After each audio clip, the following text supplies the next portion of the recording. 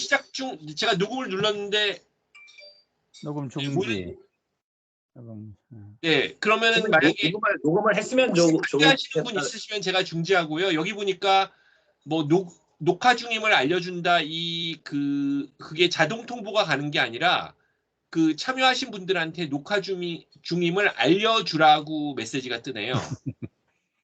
지금은 녹음이 중지된 거예요? 저는 여기 보니까 좀 아까 녹음 그랬더니 지금 녹음 중지라고 버튼이 떴네.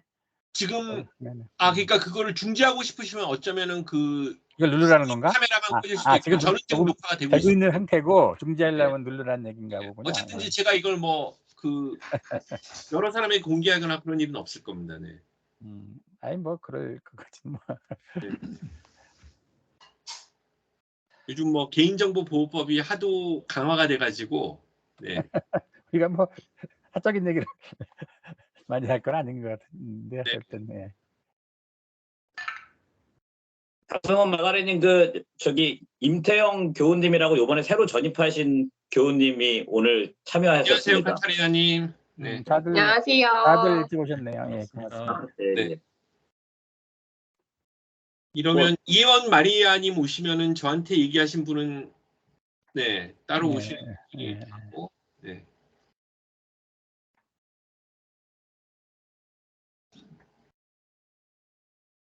참 죄송한데 마티님 저 너무 좀 걱정되는데요. 그거요. 네. 원하시면 끝나고 저랑 통화하셔도 되고 제가 그쪽에 대해서 약간 아는 바가 있거든요. 네, 너무 걱정돼가지고 지금 비도 맞고 막 뛰어왔는데도 지금 정신이 없어요. 너무 그러니까 카타리나님께서 어떤 거를 안 올리셨는데 단톡방에 뭐 메시지가 들어와가지고 아까 그 전화번호 올라온 거요? 네네. 네. 그거 오늘 이거 끝나고 괜찮으시다면 오늘 끝나고 제가 잠깐 상담해 드릴 수 있어요. 제가 그쪽에 약간 뭐 네네. 안녕하세요. 네 오늘 진짜 많이 오셨네요. 네. 역시 신부님이 오시니까. 네. 예. 안녕하세요. 그럼 지금 뭐 시간도 좀 됐고 그랬는데 임신부님께 저희가 이제 전달해 드린 질문이 있거든요. 이제 저희가 1기를 끝나고 방학을 하고 뭐 9월쯤 다시 재개할까 이렇게 생각 중인데 몇 주 전에 이제 임신부님과 베드로님이 대화를 하시면서 임신부님이 한번 오셔서 정리를 해주시는 것도 좋겠다. 뭐 그런 요청도 워낙에 있었고 어떤 신학적인 내용에 대해서는 뭐 저희끼리 해결을 하기가 어려운 부분이 있었기 때문에 신부님께서 한번 정리해 주시고 뭐 격려도 해 주시고 앞으로 어떻게 하면 좋겠다 뭐 이런 의견도 주시고 그러면 좋을 것 같은데 혹시 그 단톡방에서 보셨는지 모르는데 베드로님께서 그 질문을 수합해서 임신부님한테 이제 전달을 해드렸습니다. 그래서 뭐 꼭 그거대로는 아니더라도 그거를 위주로 얘기를 하면 어떨까. 그래서 저는 이제 그 베드로님이 정리해서 임신부님께 전달한 그 질문을 띄워놨고요. 창에. 옛날에는 그 한쪽 창에는 그 저희 읽던 그 PDF를 띄워놨었는데 오늘은 이제 그걸 띄워놨습니다. 네, 이제부터 임신부님께 마이크를 넘기면 어떨까 하는데 아니면 제가 뭐 질문을 읽어드리는 형식으로 갈까요? 마리아님 제가 카톡으로 그 질문 내용 드렸습니다.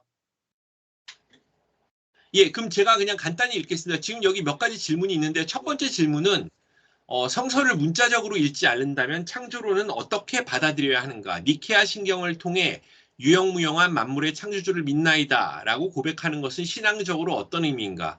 그리고 이 세계는 실제로 어떻게 창조되었을까? 입니다. 네. 네. 네. 글쎄요. 근데 이제 뭐 제가 뭐 과학과 신학을 김기석 신부님처럼 공부를 깊게 해가지고 여러 가지를 정리하고 있고 뭐 이런 거는 아니고요. 저도 사실은 그냥 여러분하고 비슷하게 신앙생활을 하면서 이제 궁금증을 가지고 있는 것이고 그리고 이제 어쨌거나 근데 교회 입장에서 그러니까 교회가 주어가 되면 이제 2000년 동안 쭉 이렇게 교회가 이어져 오면서 이런 이야기들을 이제 어떻게 교회 입장에서 정리를 했을까 이제 그런 것들은 뭐 아무래도 정보가 더 있을 수 있어서 이제 그런 관점으로 이렇게 같이 말씀을 나누는데 도움이 되면 좋겠다고 하는 정도고요. 뭐 제가 뭐 이게 대단히 과학에 정통해서 이렇게 지식에 권위가 있는 건 아닙니다, 사실은. 그런데 이제 지금 그리고 이제 또 여기 비슷하게 요 다음에 이제 두 번째 물음 올려주신 거에도 그런 표현이 있지만, 성공회라고 하는 교단은 그 성서를 문자적으로 읽지는 않아요. 그러니까 이제 그 성서를 문자적으로 읽는다는 것 자체가 사실은 그 표현 자체가 그 신앙을 개별화해서 이제 개인이 성서를 읽고 해석할 때 사실은 이제 그런 입장이 주로 나오게 되는 것이죠. 그러니까 왜냐하면 이제 그 성서의 해석이라고 하는 게 원래는 이제 여러 가지 비유 같은 것들도 많고 뭐 상징적인 것도 많고 그러니까 해석이 당연한 건데, 오랫동안은 그 해석의 권위를 교회가 가지고 있었는데 그 교회의 권위가 이제 의심스러워져서 16세기에 중세 말에, 그래서 교회의 권위가 의심스러워지니까 그럼 새로운 해석의 권위가 있을 수 있지 않겠냐 해서 이제 번역된 성서, 그리고 인쇄술로 개인들이 가지게 된 성서, 그걸 읽으면서 이제 그런 그 해석의 권위를 개인도 가질 수 있겠다, 이렇게 된 거고, 이제 그래서 그런 개인들이 그러면 해석을 하게 되면은 뭐 개인 숫자만큼 다양해지니까 아마도 제일 그 편리한 방법은 그냥 그 문자 그대로의 뜻을 그냥 그대로 이렇게 읽는 것이 좋지 않겠냐라고 하는 게 이제 이런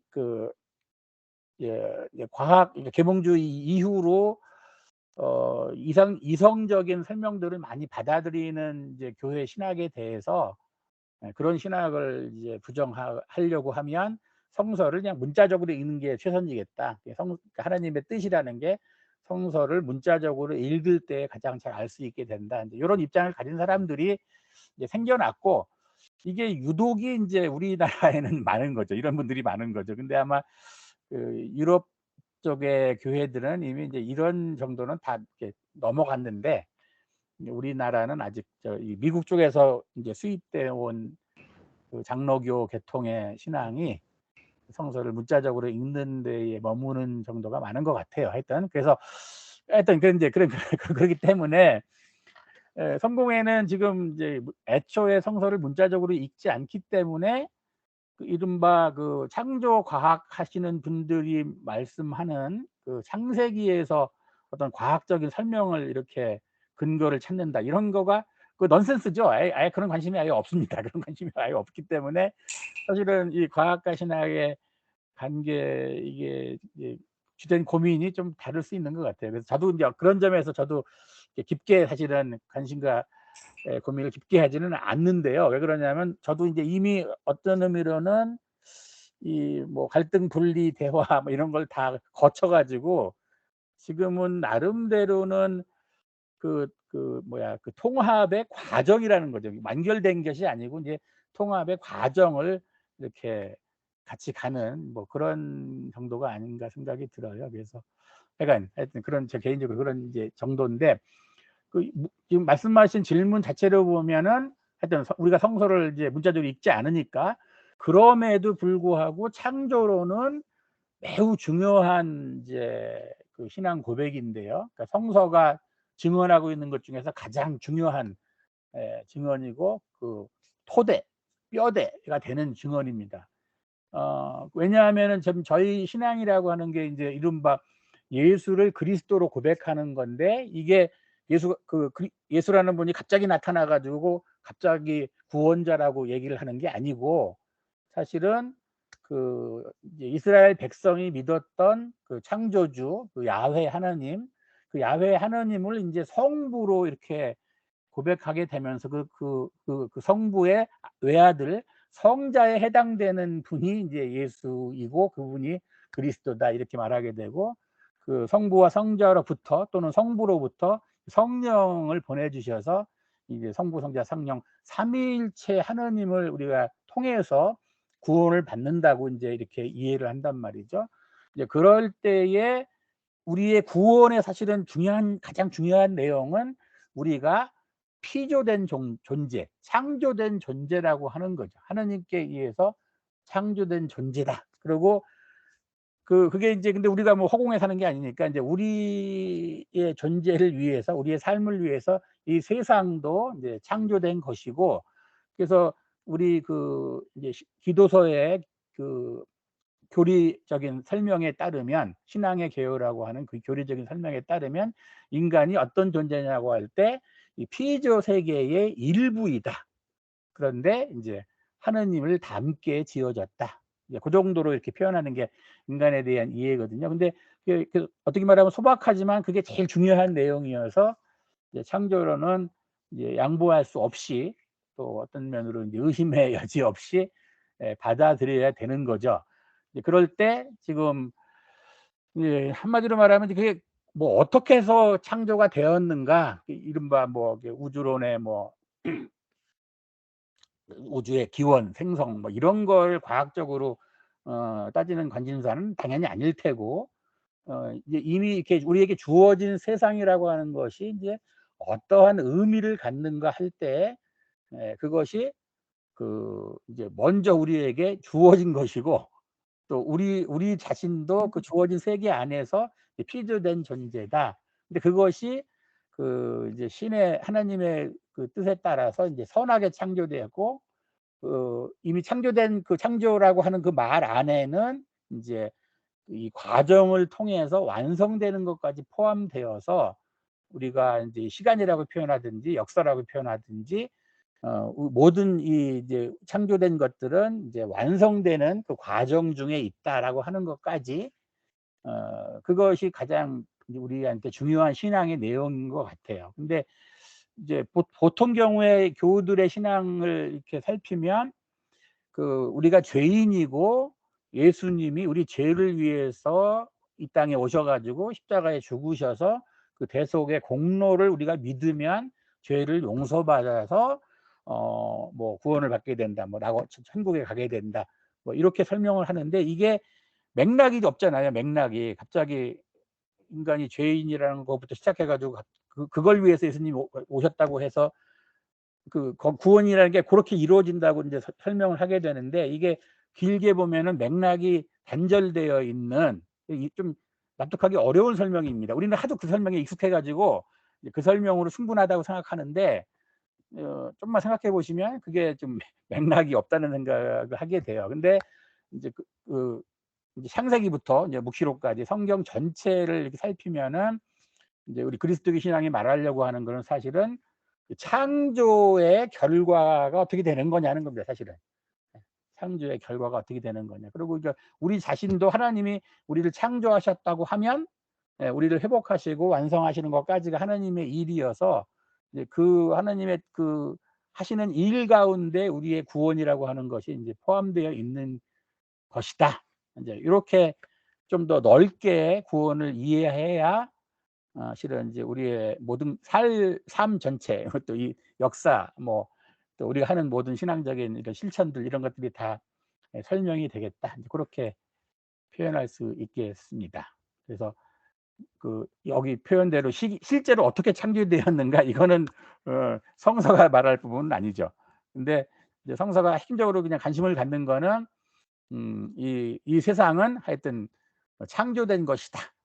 근데 그 유형무형하다고 하는 표현은, 유형은 물론 우리가 이제 볼 수 있는 것, 무형은 볼 수 없는 것인데, 그러니까 뭐 이렇게 재료를 가지고 변화시켜서 만드는 것도 뭐 창조라고 볼 수 있지만, 그걸 넘어서서 하여튼 모든 것들이 이제 창조의 결과다라고 이게 신앙적으로 이제 고백하는 거죠. 그러니까 요 신앙적 고백이라고 하는 게 이제 과학적 설명하고 이게 관점이 다를 수가 있는데, 그거는 지금 이제 우리 과학적인 그 설명들을 가지고 우리가 어떻게 이 신앙적인 이 고백에다가 연결을 시킬 거냐에 따라서 이제 여러 가지 입장들이 생겨나는 것 같아요. 근데 하여간 지금 요 물음 자체로만 보면 이제 그런 초점이 제일 중요하다고 생각합니다. 예. 저도 뭐 이렇게 그냥 혼자 말씀드리니까 횡설수설인데, 하여튼 다시금 피드백을 주시면 좀 다듬어서 말씀을 나누기로 하죠. 예. 이게 인제 그러니까 이왕 뭐 어렵게 얘기가 됐으니까 그냥 보완해서 말씀을 드리면 실은 인제 이 질문이 이게 이제 무엇으로 다르게 표현할 수 있냐면 이제 우리는 사실은 모든 걸 경험적으로 이렇게 경험을 해서 알게 된단 말이죠. 그래서 어 사실은 그 경험에서 뭘 알아간다는 게 이른바 인제 귀납적인 방법이잖아요. 우리가 뭘 하나씩 경험을 하고 그 경험을 종합해 가지고 어떤 원리나 그런 걸 찾아내고 인제 이런 식의 방식인데 그게 인제 사실은 이제 과학적인 방법론이기도 하죠, 어떤 의미로. 근데 사실 신앙은 실은 이 귀납적이기보다 인제 연역적인 겁니다. 그러니까 전체가 먼저 주어지고 우리가 경험하는 거는 그 전체의 분화된 상태들을 경험하게 된다. 인제 이렇게 생각하는 거죠, 신앙적인 태도가. 근데 이게 매우 중요한 것 같아요. 요 설명이 좀 어렵긴 한데 저도 인제 오랫동안 그 여러 가지로 이렇게 좀 헤매고 고민하다가 요 방식 그러니까 이제 신앙이라는 거는 그 먼저 전체를 받아들이고 전체가 이게 양의 문제가 아닙니다. 양의 문제가 아니고 질적으로 전체를 먼저 받아들이고 전체로부터 연역해서 이렇게 이제 생각하게 되는 거. 그러니까 전체로부터 연역해서 판단하게 되는 것이 신앙적인 태도고 이 과학적인 태도는 사실은 그 반대로 이제 부분에서 출발해서 그걸 이렇게 종합해서 이렇게 나가는 게 인제 귀납적인 태도, 과학적인 태도인데 저는 그 신앙의 그 연역적이라고 하는 게 애초에 이제 전체라고 하는 거 뭐 이런 것이 근거가 없는 거를 억지로 지어내서 상정해서 이렇게 논리 그러니까 그 연역적으로 이렇게 풀어내는 것이 좀 억지스럽다. 이렇게 비판을 할 여지가 있는 것 같아요, 사실은. 근데 그걸 저도 인제 이 생각 저 생각 많이 해 봤는데 하여튼 지금의 제 그 경험으로는 연역적인 것이 훨씬 그 진실에 가깝다 하는 생각은 하게 됩니다, 사실은. 그러니까 신을 먼저 말하고 신으로부터 여러 가지를 설명하는 게 많은 사람들은 그게 신이라는 것 자체가 우리의 그 여러 가지 경험들을 가지고 투사한 거지 이 신 자체가 어떻게 먼저 있을 수가 있냐. 인제 이게 보통 우리들의 과학적인 사고방식을 하는 사람들의 생각인데 실은 그 과학적인 생각을 더 깊이 들어가도 실은 그 연역적인 방법론이 더 타당하다. 이제 요렇게 생각을 하게 됩니다. 이건 좀 어렵긴 한데 하여튼 일단 거기까지. 네. 제가 요즘 그 유시민이 쓴 문과 뭐죠? 그 이렇게 그 과학 읽는 문과 남자인가? 예예예. 그 책을 조금 읽는데 그 유시민 씨가 이제 신을 그 없다라고 얘기하면서 방금 신부님이 하신 정확한 그 표현을 쓰더라고요. 이렇게 그 인간들이 신을 이렇게 투사한 거 아니겠느냐라고 하는. 예. 예예. 예. 그러니까 이게 그러니까 인제 물질로부터 이렇게 그걸 확대해서 보통 그렇죠. 예. 보통 지성인들이 대부분 다 그렇게 생각을 해요. 그러고 이제 그러니까 신의 이해는 인간들이 자신들의 뭐 기대나 욕망을 이렇게 던져서 프로젝트 해 가지고 인제 투사시켜 가지고 만들어낸 존재라고 상정을 하는 거죠. 상정한 것이라고 하는데 고게 사실은 그 약간 제 입장에서는 약간 겉멋들린 인문학자의 그 판단입니다. 그게 아니고 진짜로 더 깊이 들어가면 그러니까 늘 말하잖아요. 우리는 그러니까 전체와 부분이 있을 때 어떤 것이 먼저냐고 물어보면 많은 사람들은 부분이 먼저라고 생각을 해요. 왜냐하면 우리가 그 부분을 경험하니까. 그래서 "부분의 합이 전체다." 이렇게 말을 하거든요. 부분의 합이 전체다. 근데 제가 생각해 보니까 그게 아니더라고요. 그게 틀렸다는 거예요. 부분의 합이 전체라는 게 그거야말로 이렇게 상상의 소산이야. 실제적인 게 아니고. 근데 우리가 실제로 경험하는 이 세상의 진실은 항상 전체가 먼저예요. 예. 그래서 요런 관점을 가지고 세상을 잘 관찰하시면 전체가 먼저라는 것이 경험되면은 우리가 인제 신앙적으로 훨씬 더 많은 것들을 빨리 이렇게 이해하고 설명할 수가 있습니다. 그러니까 말하자면 우리가 제가 육신이 있는데 제 육체가 이제 손이 있으면 이 손이 손가락 5 개로 되어 있다고 해서 이 손가락 5 개가 결합돼 가지고 지금 손을 만든 게 아니잖아요. 근데 우리는 생각으로 오히려 거꾸로 생각으로 손가락들을 이렇게 따로 구분해서 경험하기 때문에 이 손가락을 모으면 손이 된다고 생각을 해요. 근데 그거야말로 이제 사실은 생각의 착각이라는 거예요. 진실은 뭐냐면 애초에 제 이 세포 어딘가의 유전자 안에 이 손가락 5개가 된 것이 이미 전체로 이미 전제되어 있는 거죠. 그것이 분화되어서 이렇게 5개로 나눠진 거지 이 손가락 5개가 따로 있어 가지고 이게 결합된 게 아니란 말이죠. 그러니까 우리는 부분을 이해할 때 항상 뭐 부분이 먼저 있다고 생각하는데 그런 부분은 없는 거예요, 사실은. 냉정히 말하면 전체 속에 전체가 분화되면서 부분으로 존재하게 된다. 그러니까 우리가 이제 창조를 믿는다는 게 그런 뜻이라는 겁니다. 창조를 믿는다는 거는 애초에 그게 빅뱅에서 뭐 진짜 뭐 얼마나 그 작은 그 뭐라고 해야 되나? 그게 하여튼 뭐 그걸 입자라고 해야 되나 뭐라고 해야 되나 모르겠는데 하여튼 그 작은 것에서 이 온 우주가 생겨났다고 그렇게 표현을 한다 하더라도 그 미소한 그냥 그 극미를 더한 그 어떤 것 안에 이미 전체가 있는 거잖아요, 그게. 양의 문제가 아니고 그 질로 보았을 때는. 또 우리도 사실은 이렇게 제가 이렇게 어마어마한 그 수십조 세포를 가지고 있지만 이게 원래는 그 수정란 안에 이렇게 정제란자 결합돼서 수정란 안에 다 있는 거잖아요, 이게.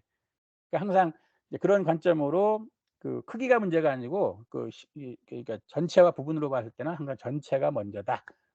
인제 이렇게 이런 관점으로 그런 관점을 갖게 되는 게 사실은 이 창조 신앙의 그 가장 중요한 실제 의미가 아닌가 저는 그렇게 생각을 하게 됩니다. 이건 이제 제가 뭐 철학적으로나 여러 가지로 이렇게 많이 이렇게 살펴본 건데 요 관점을 가지시게 되면 사실은 세상 여러 가지 일들을 살펴볼 때 세상이 왜 여러 가지 우리가 인제 하나가 안 되냐 한마디로 말하면 우리가 하나가 되는 게 중요한데 왜 하나가 안 되냐. 모든 것을 이 개별화된 그 부분이 먼저라고 생각하고 그걸 하나로 모으려고 하니까 하나가 안 되는 거예요. 근데 거꾸로 애초에 그 하나가 된 그거 지점 그러니까 하나가 된 기원 그걸 먼저 같이 찾게 되면은 훨씬 빨리 우리가 이 부분의 그 역할들 뭐 부분의 중요성들을 훨씬 빨리 파악할 수 있게 되죠, 사실은. 이게 좀 어렵나요? 하여튼 그런 이해가 있습니다. 예.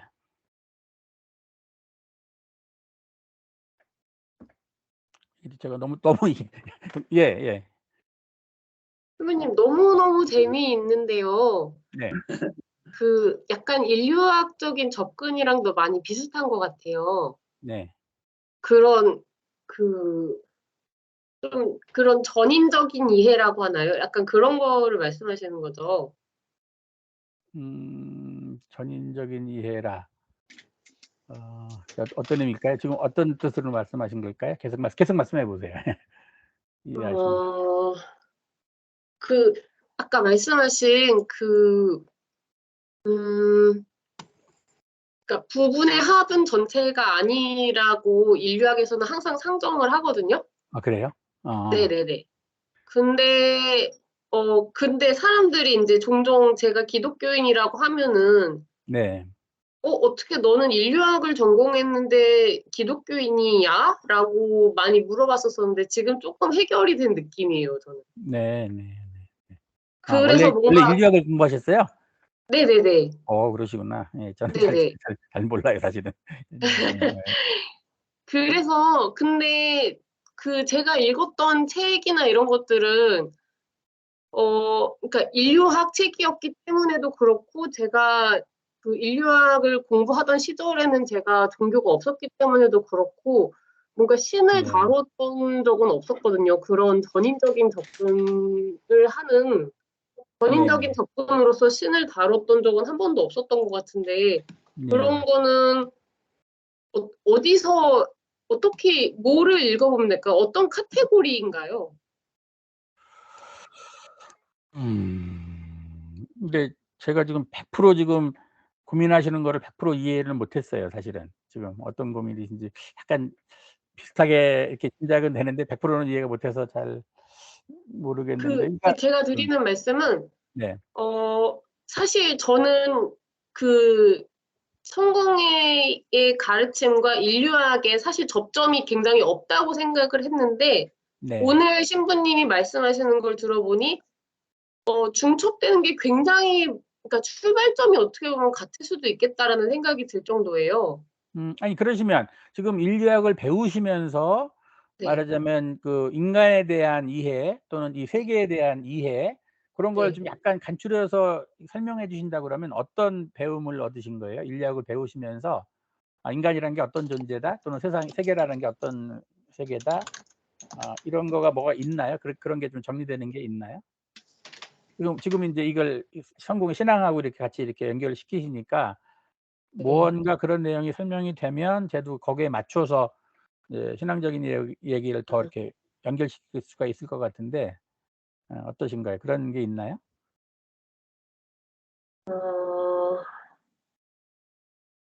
생각나는 게 없어 갑자기 그런 거예요?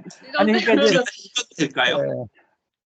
아니 그러니까 지금 다르게 말하면 그러니까 이제 우리가 그 뭐 사람이 인제 그러니까 아까도 이제 이게 제가 아까 그 여태까지 같이 공부하신 것들 그 교재 김기석 신부님이 쓰신 교재를 이렇게 읽어 보면서 그 소제목 중에 뭐가 있냐면은 예를 들면 과학과 종교의 본질 뭐 이런 소제목이 있어요. 그래 가지고 과학이라는 건 이런 거고 종교라는 건 이런 거다. 근데 이제 사실은 그 본질이라고 하는 말이 있잖아요. 이제 근데 그럼 어떤 것의 본질이라는 게 사실 있는 거냐? 요거부터가 사실은 문제인데 사실은 본질이 꼭 있는 게 아닌 거예요, 사실은. 이제 본질이 있다고 생각하고 그다음 얘기를 풀면 그 본질이라는 것을 이제 그걸 해명하는 데 모든 온갖 노력이 쓰이게 되는 거겠죠. 그러니까 사실 지금 이제 뭐 인류학 하신다 그러지만 인제 말하자면 그럼 인간이라는 게 도대체 뭐냐라고 하면 그러면 그 예를 들면 무슨 아마존에 어떤 부족이 있는데 이게 지금 원시인하고 이 현생인류하고 막 어중간한 상태야. 그럼 이걸 어떻게 봐야 되냐 뭐 이런 고민도 있고 그러잖아요. 그러니까 이제 결국에는 이 모든 우리의 그 알미라고 하는 거, 인식이라고 하는 거는 이게 이제 관점이 개재가 되고 그다음에 이제 언어가 개재가 되어서 인제 그거를 이렇게 풀이하게 되는 거죠. 인제 그럴 때 지금 인제 제가 전체라고 하는 거를 말씀드린 거는 그 모든 이야기가 사실은 부분적인 관점에서는 부분적인 얘기밖에 할 수가 없는 거죠, 실은. 그러니까 결국에는 뭐 아무리 설명을 멋있게 해도 결국에는 부분의 관점에서는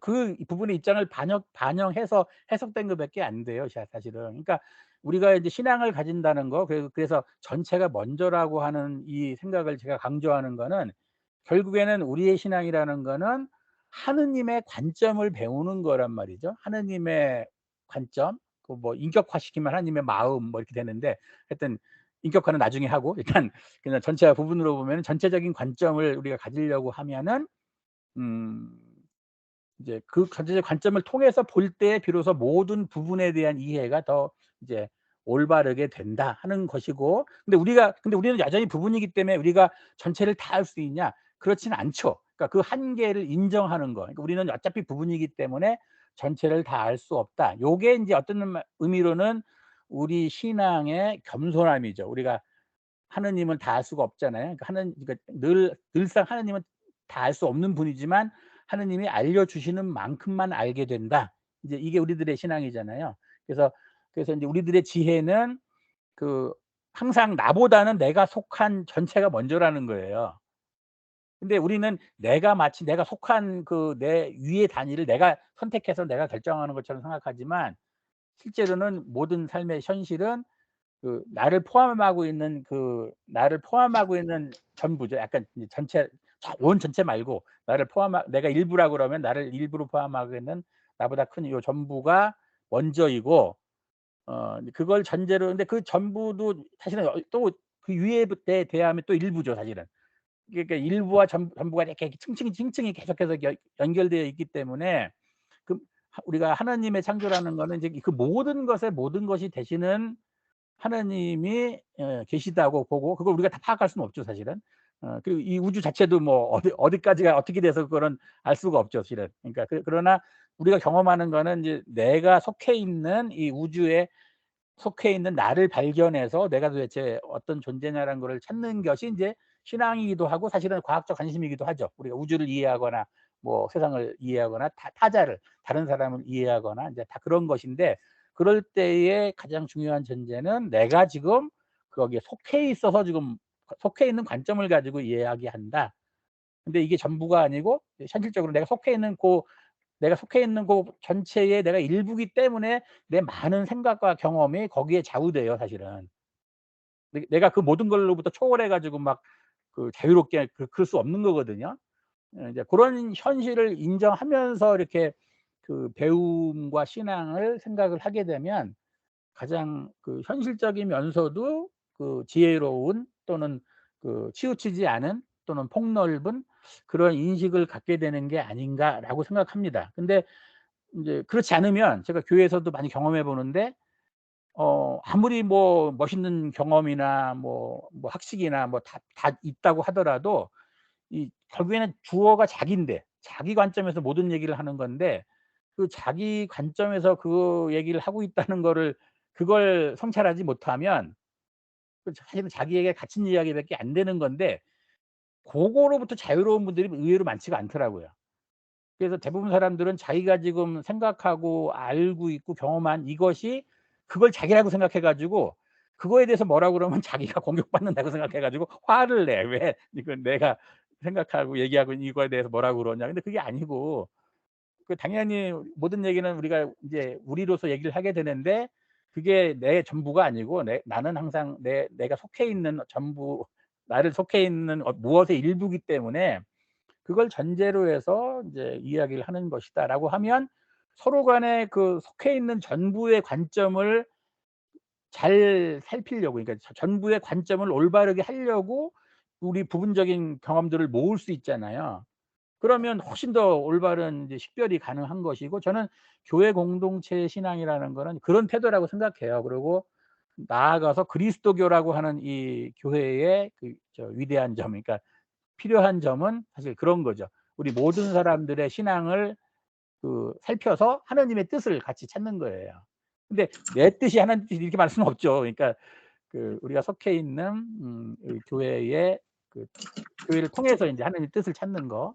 그러려면 우리는 이제 하여튼 내가 먼저고 내가 주체고 이런 게 아니고 나는 어쨌거나 내가 속해 있는 곳이 있는 거죠. 그리고 그 속해 있는 곳은 또 속해 있는 곳이 있고 이제 그래서 그 모든 것의 위에는 인제 하느님께서 계신 거죠. 그래서 하나님께서 그 우리 근데 그 모든 것의 모든 것이 되시는 분하고 부분의 부분밖에 안 되는 나하고 이게 어떻게 해서 이렇게 관계가 이루어지나 인제 이게 신앙의 신비고 그게 뭐 성령께서 하시는 일이 아닌가 이제 그렇게 생각을 하게 됩니다. 갑자기 무슨 설교 같이 됐는데 하여튼 예 지금 그런 식의 이해가 저는 이런 이제 과학적인 사유를 할 때에 전제가 오히려 인제 이런 전제가 필요하다고 생각을 합니다. 안 그러면은 애초에 이게 뭐 이렇게 약간은 다른 관심사를 가지고 인제 서로 그 학문 체계를 세운 거기 때문에 우리 인제 우리가 신앙인으로 이거 과학에 대해서 관심을 갖는다는 거는 예 요런 전제가 필요하겠다. 그래서 인제 말씀을 드렸습니다. 네. 저는 그 중간에 좀 끊겼었는데 다른 분들은 괜찮으셨습니까? 예, 예 대체로 네. 예. 네. 제가 그 아까 그 들었던 부분이 조금 끊기긴 했는데 이제 임신부님은 어떤 과학은 부분으로부터 출발해서 전체를 이해하려고 하는 것인데 반해 신앙은 이제 전체로부터 출발해서 나 또는 교회 이런 부분들을 이해하는 것이라고 했는데 이제 마가렛님은 인류학에서는 이제 전체를 중시한다. 전체를 출발점으로 보는 견해가 있다라고 하셨는데 그 혹시 마가렛님이 인류학 말고 또 다른 전공이 사회학도 있다 그러셨나요?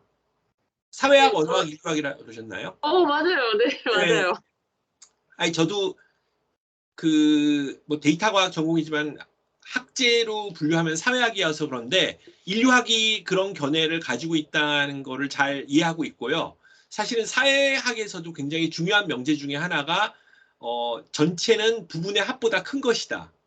그리고 이제 부분이 먼저냐 전체가 먼저냐 그럼 결국 닭이 먼저냐 달걀이 먼저냐 이렇게 이제 하는 질문이랑 비슷해진다라고도 보지만은 어떤 굉장히 사회학적인 명제 중에서 강력한 게 전체가 먼저다. 그러니까 온 우주가 먼저고 그 안에 어떤 은하계가 있는 거고 그 안에 태양계가 있는 거고 그 안에 지구가 있고 그 안에 이제 성공회라는 모임이 있고 저는 이제 어떻게 헤매다가 여기까지 온 거죠. 성공회로 온 거죠.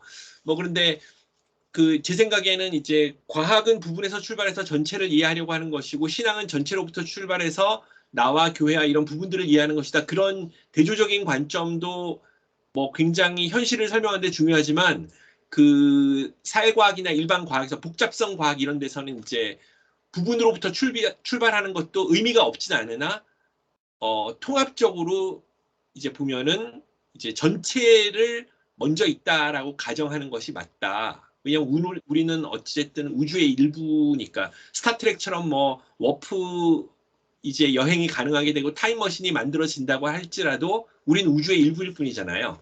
네. 그럼 첫 번째 질문은 이 정도로 하고 두 번째 질문으로 넘어가도 괜찮으시겠습니까? 네. 아, 참고로 말씀드리면 이거 임종호 신부님 제의 등으로 지금 녹화를 하고 있는데요.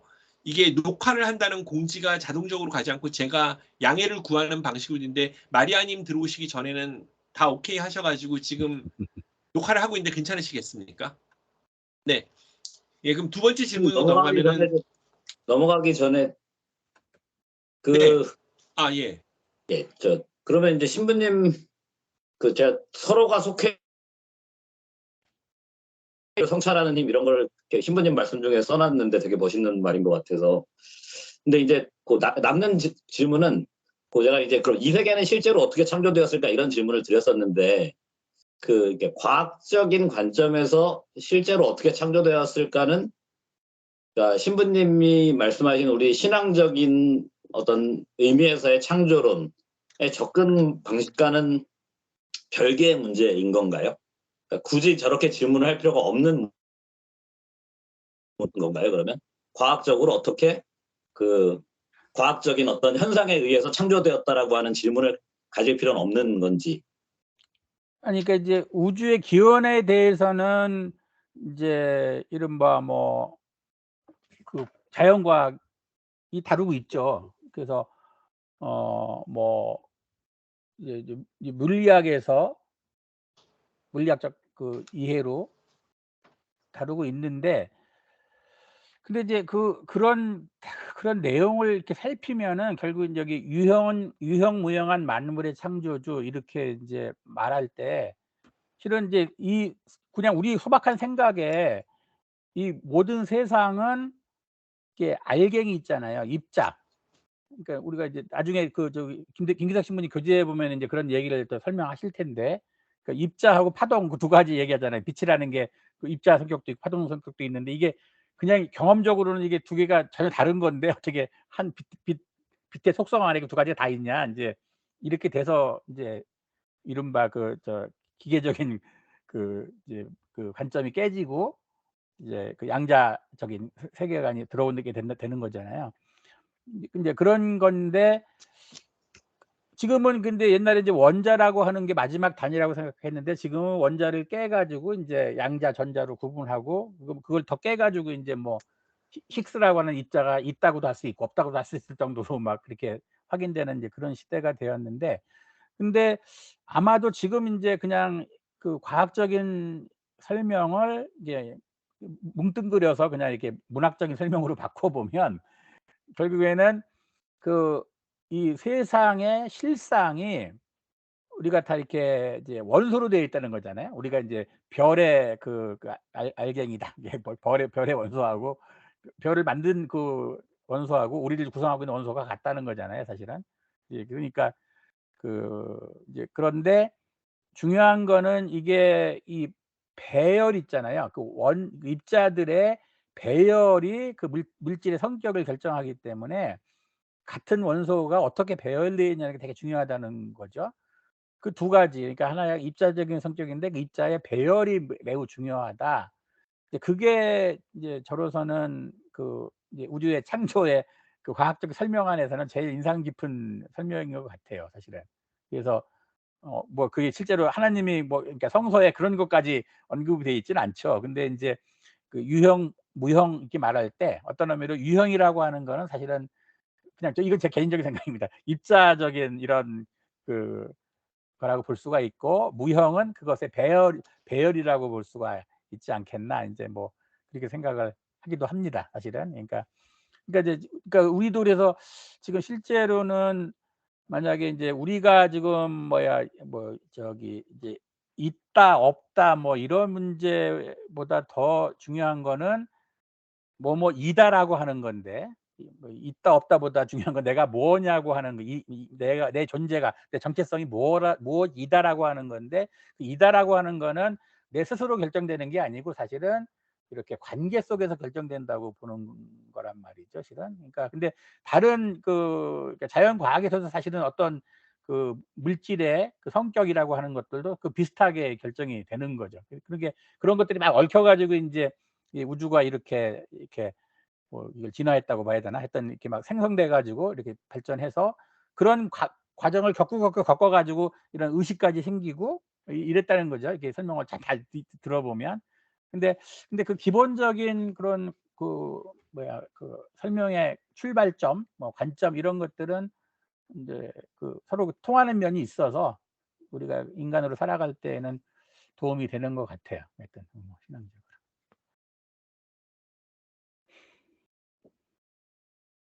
네. 네. 교훈이. 예, 그럼 이제 그 다음 두 번째 질문으로 지금 질문하지 넘어가도 뭐 괜찮으시겠습니까? 이세영 교수님 네. 손 드셨어요. 예. 네. 아, 그냥, 죄송합니다. 예, 제가 저- 지금 자꾸 끊기고 있어가지고 못 봤습니다. 네. 네. 그 질문해도 되나요? 네네네. 저는 이 창조에서 그냥 뭐 절정이라고 할까? 이게 이제 사람의 창조인데 네. 사람을 하나님의 형상대로 만들었다고 네. 창조되었다고 이제 성서는 기록하고 있지 않습니까?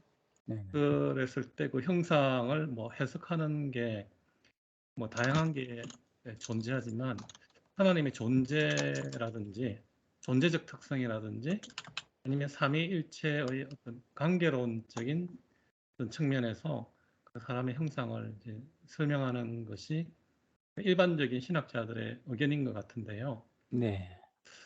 이에 반해서 그 현대과학에서는 인간에 대한 좀 이해가 조금 다른 것 같아요. 특히 뇌과학 같은 경우는 인간을 어떤 뇌에서 흐르는 어떤 물질의 반응, 이제 물질의 작용, 뭐 이런 식으로 이제 좀 이해를 하고 있는 것 같거든요.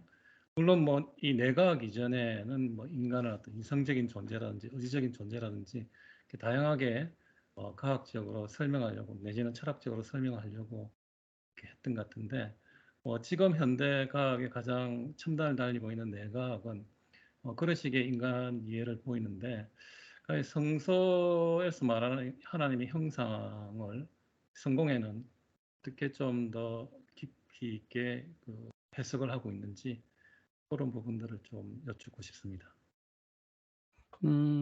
예. 그 뭐 누구나 다 고민하는 질문인데요.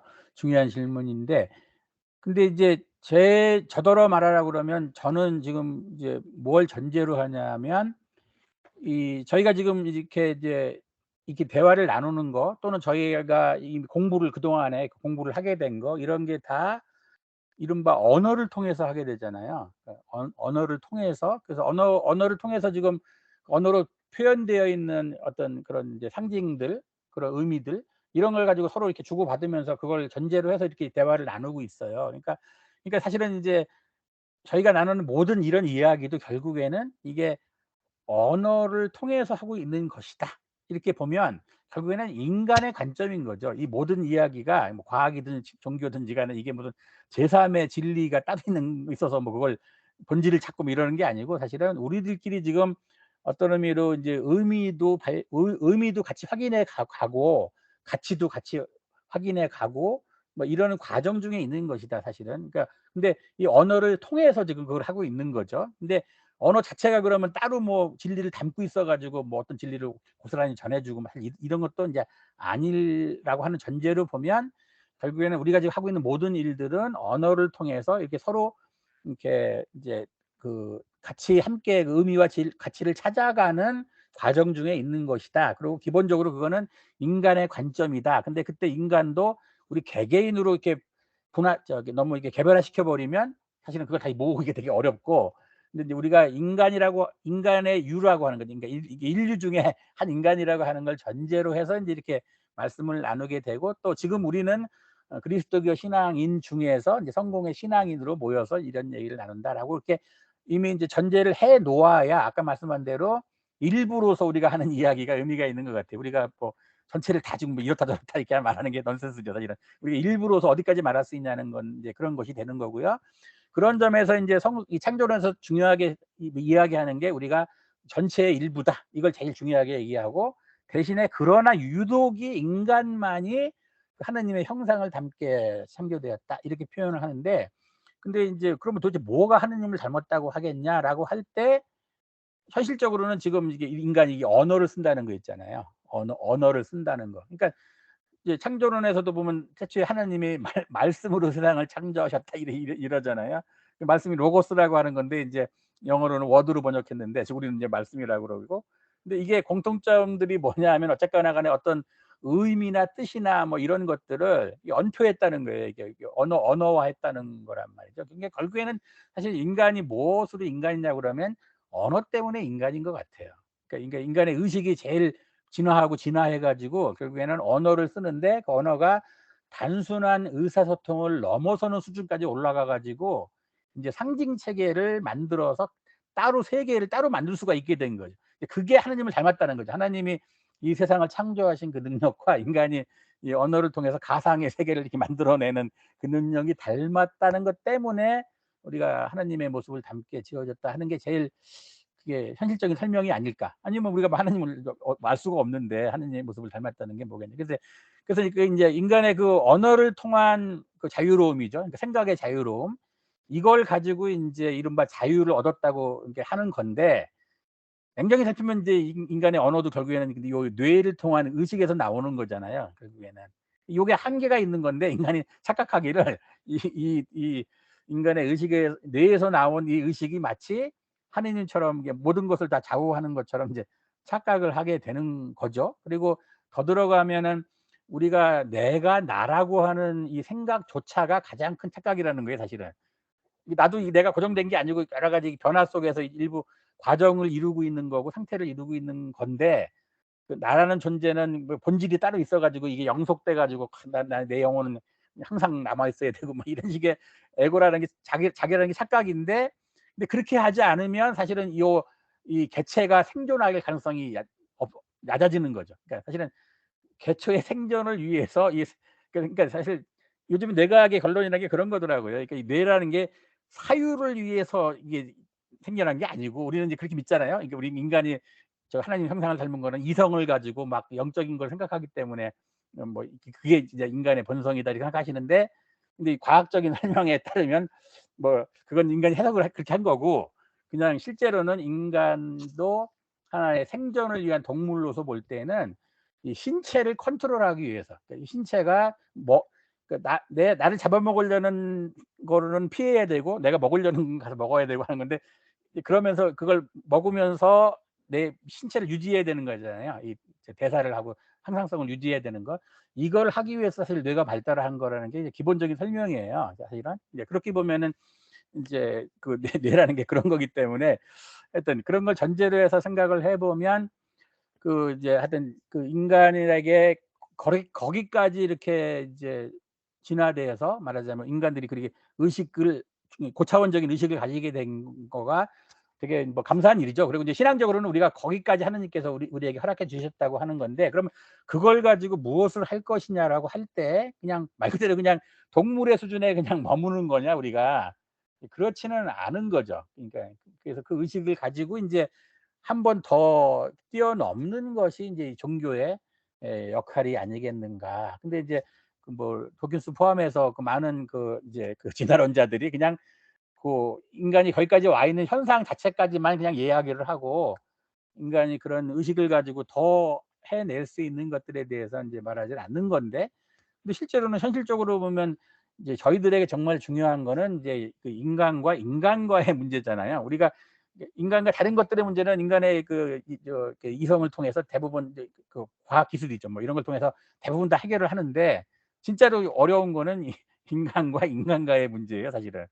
진짜로 어려운 거는. 그러니까 신앙이라고 하는 거는 이거 아까 이제 뭐 인류학도 말씀했지만 인간이라는 게 어째서 인간인가 하는 거를 더 찾아보고 이 인간이 하나가 된다는 것이 어떤 의미인가를 더 찾아보자고 하는 것인 것 같은데요. 그래서 하여튼 질문하신 거는 이제 성공회가 그 인간이 하느님의 형상을 닮았다는 거를 이제 어떻게 이해하겠는가. 근데 당연히 지금 말씀하신 대로 인간이 이렇게 이제 관계의 존재다, 사실은.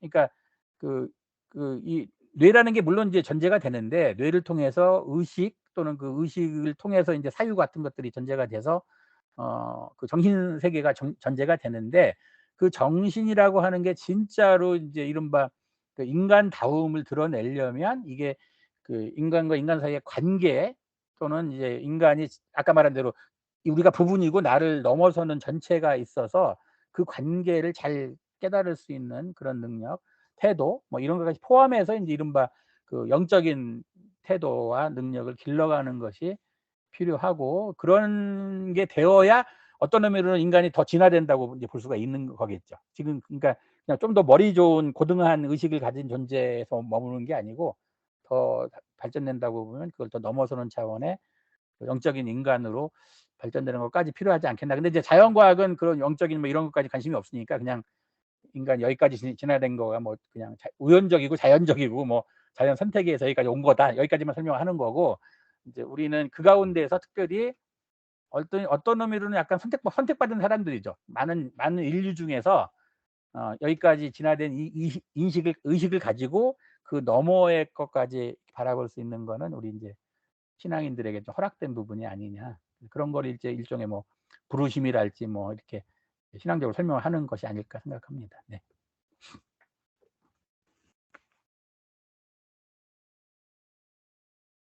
안 들려요, 저기. 끄셨어, 이게. 이미 제출된 질문으로 얘기하는 게 별로 의미가 없어진 것 같기도 한데 두 번째 질문으로 넘어갈까요? 형님 자유롭게 토론을 하시겠습니까? 아니 두 번째 질문도 이제 지금 이게 언어 문제를 여기 다루잖아요. 두 번째에 이게 신앙의 네네. 언어, 과학의 언어. 근데 저도 지금 중요한 거는 이제 우리가 나누는 게 이게 일종의 이제 신앙의 언어라는 거죠. 지금 신앙의 언어니까 과학의 설명은 거의 저도 과학의 설명을 보면 사실 깊게 들어가려면 이게 다 수식이더라고요. 수식. 그러니까 방정식, 수식 뭐 이런 거라 저도 이해 잘 못하는데 그건 따로 이제 노력해서 더 뭐 배울 문제고. 또 과학에서 설명하고 있는 것들은 저희가 말 그대로 그냥 배워서 이렇게 이해하면 되는 것들인데 저희가 진짜 관심을 갖는 거는 인제 이제 이 어떤 의미로 인제 그 인간들의 삶에 그 영향을 미치는 것들 이런 것들에 더 관심을 가지게 되니까 그러니까 이제 아까 이 과학과의 대화라고 할 때 이제 현실적으로는 우리가 그걸 저기 뭐 피할 수는 없는 것 같아요. 인제 과학적인 모든 설명을 우리가 무시할 수도 없고 근데 인정할 수밖에 없어서 그러니까 무시하지 그러니까 하는 것처럼 보이는 거는 갈등 상황인데 그건 의미가 이제 없는 상황이고 이제 인정할 수밖에 없다는 것 자체도 사실은 서로 거리를 두고 그렇게 인정하면은 이게 분리가 되는 것 같아요. 근데 지금은 이제 서로 이렇게 이제 그 분명한 입장들 그러니까 우리가 과학을 배워야 되는 거죠, 사실은. 과학을 배우고 할 수 있으면 과학자들도 이 신앙에 대해서 더 깊이 배우면 좋은데 그런 분이 드물죠, 사실은.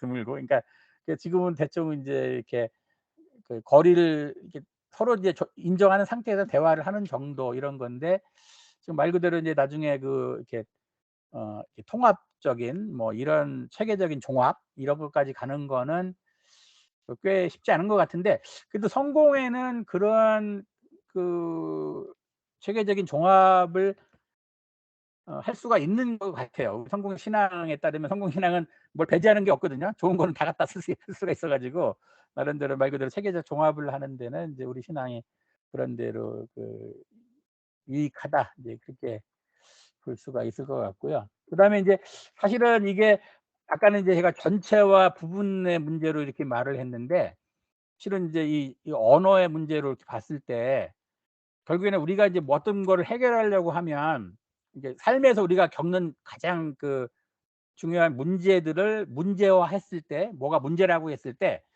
그 문제가 뭘로 표현되냐면은 what 이게 뭐냐 이런 걸로 표현돼요. 그럼 이제 이게 무엇이고 이게 뭘 해야 되는 거냐 이렇게 표현이 된단 말이죠. 그 정체를 확인해야 되는 거죠. 나도 이제 내가 뭐냐 이걸 확인해야 되는 거고, 이제 상대방도 저 사람이 뭐냐, 우리가 뭘 해야 되냐, 그 what should I do, 뭘 해야 되냐, 뭐 이렇게 확인이 돼야 되는데, 그 무엇인가라고 하는 그 문제의 성격이나 정체성의 그 확인이나 이런 것들이 그 왜라고 하는 why하고 어떻게라고 하는 how, 이 두 가지를 답을 해야 그 무엇이라는 게 설명이 돼요.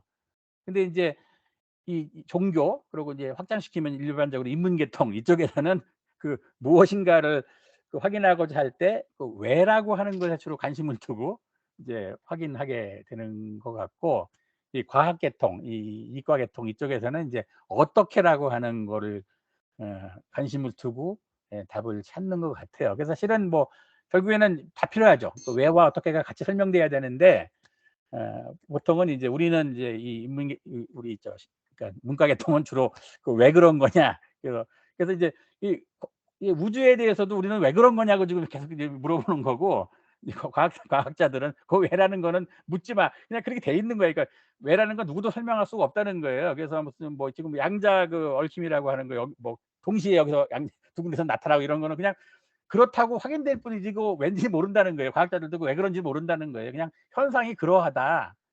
그래서 어떻게만 그 확인하고 말할 수 있을 뿐이지 왜는 애초에 모르는 거다. 이게 이제 과학자들의 답인데, 우리는 끝없이 거기에도 그 왜를 붙여가지고 이제 설명을 해야 우리는 설명이 된 것 같으니까, 그래서 그게 하나님 뜻이다 뭐 이렇게 다 그러는 건데, 대체로는 이제 그 이런 질문에 관심사에 다르다고 하는 거를 또 인정해 두고, 어떤 의미 우리는 좀 더 오히려 어떻게를 살펴서 왜라고 하는 답을 찾는데 우리는 관심을 가져야 되고, 이 과학자들은 거꾸로 왜라고 하는 걸 좀 생각하면서 그 어떻게를 더 살펴야 되고, 이제 이런 게 아닌가라는 게 어떤 생각이 듭니다. 근데 하여튼 질문 자체로 보면 이제 우리가 그 신앙 언어라고 하는 것을 가지고 지금 이야기를 해서, 저도 비슷하게 생각해요. 이제 이게 저희 수준에서 뭐 과학과 신학의 대화라는 걸 얼마나 하겠어요. 저희는 그 수준은 아닌 것 같고, 그건 말 그대로 좀 더 전문가들이 하시면 되는 거고, 저희는 하여튼 이제 우리 한 인간으로서, 또 인격으로서, 또 사회의 일원으로서, 또 다른 사람들과 함께 관계를 맺으면서 살아갈 때에, 그때의 이 왜, 어떻게, 이러한 이제 물음에 대한 그 답을 찾는 것으로 과학과 신학을 살피는 게 최선이 아니겠는가, 그렇게 생각을 합니다. 그래서 뭐 갈등 분리 대화 다 과정 중에 다 있는 것 같고요. 우리가 생각을 할 때 한 번씩 다 거쳐가면서 과정 중에 있는 것 같아요. 근데 우리가 뭐 체계적 통합을 이뤘다 이럴 수는 없지만, 하여튼 그게 서로 이제 모순되는 건 아니고 우리 문제를 해결해 나가는 과정이기 때문에 뭐 그 안에 이렇게 다 녹아들지 않겠는가, 그렇게 생각할 수 있는 것 같아요. 그다음에 이제 이게 세 번째 질문이 이제 이게 어려운데, 사실은 이제 이게 실제로는 이 신학이라는 게 이 초자연적인, 왜냐하면 성공의 신학이 사실은 초자연적인 거를 그렇게 많이 강조하지는 않아요. 근데 본래 종교와 본래 신앙은 사실 초자연적인 거가 있거든요. 이 내용이 중요하게 있어요. 이게 진짜 어렵습니다, 사실은. 이거를 설명하는 게 어려워요. 왜냐하면 우리들의 많은 신앙 체험은 사실 초자연적인, 그러니까 초자연적이라는 말이 그런데, 그러니까 그 과학적, 여기 말 표현대로 과학적 설명 이상의 그 약간 다른 경험들이 있단 말이죠. 근데 이제 사실은 이 과학이라는 걸 또 이렇게 설명을 넓히면 그 웬만한 초자연은 다 과학적 설명 안에 들어와요. 그래가지고 지금 그 올리버 섹스라고 이제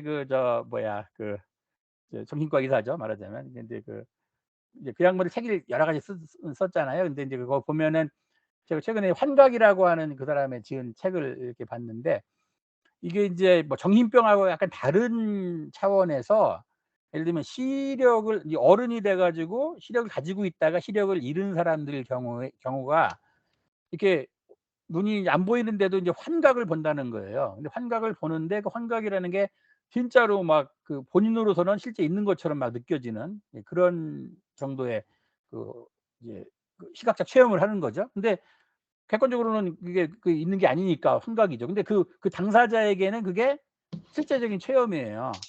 근데 그게 그 뇌를 이해를 하면 그냥 그 뇌가 그렇게 하는 거예요. 뇌가 작용을 그렇게 해 가지고 그런 경험이 일어나는 거예요. 그러니까 이제 그런 걸 보면은 그러니까 우리가 인제 이 이른바 뭐 기적적 체험, 초자연적인 체험 뭐 천사를 봤다.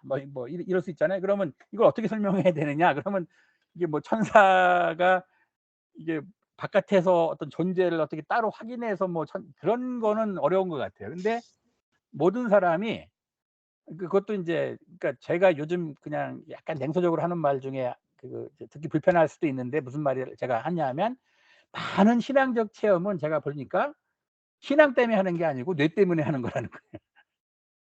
많은 신앙적인 체험. 그러니까 진짜 신앙적 체험은 사실은 그래서 개인이 하는 어떤 체험이 신앙적 체험이 아니고 제가 인제 의도적 제가 별명이 교회주의자인데 교회 공동체에 속해서 함께하는 경험 있잖아요. 그게 엄밀히 말하면 그게 신앙적 체험이죠, 그게. 그리고 개인이 막 하는 체험은 사실 그거는 뇌 체험이네. 뇌 때문에. 뇌가 필요하면 여러 가지 체험들을 했었는데 그게 개인에게는 현실이라는 거예요.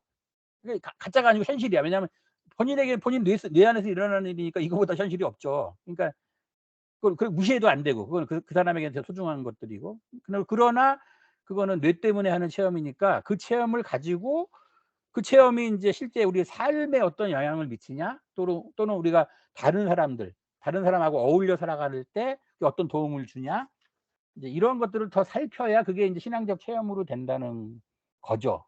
근데 많은 분들은 그 자기가 어떤 체험을 하면 그게 자기 신앙의 체험이라고 생각을 해 가지고 그걸 붙잡으려고 하고 거기에 대해서 뭐라고 그러면 뭐 왜 나를 무시하냐고 또 화를 내요. 또 왜 나를 대체 근데 무시하는 게 아니고 그건 그냥 본인의 뇌 안에서 일어난 체험이라고 어떤 체험이든지 간에. 그래서 뭐 임사 체험 뭐 천국에 갔다 왔다는 둥 뭐 지옥에 갔다 왔다는 둥 뭐 귀신을 본다는 둥 막 그러잖아요.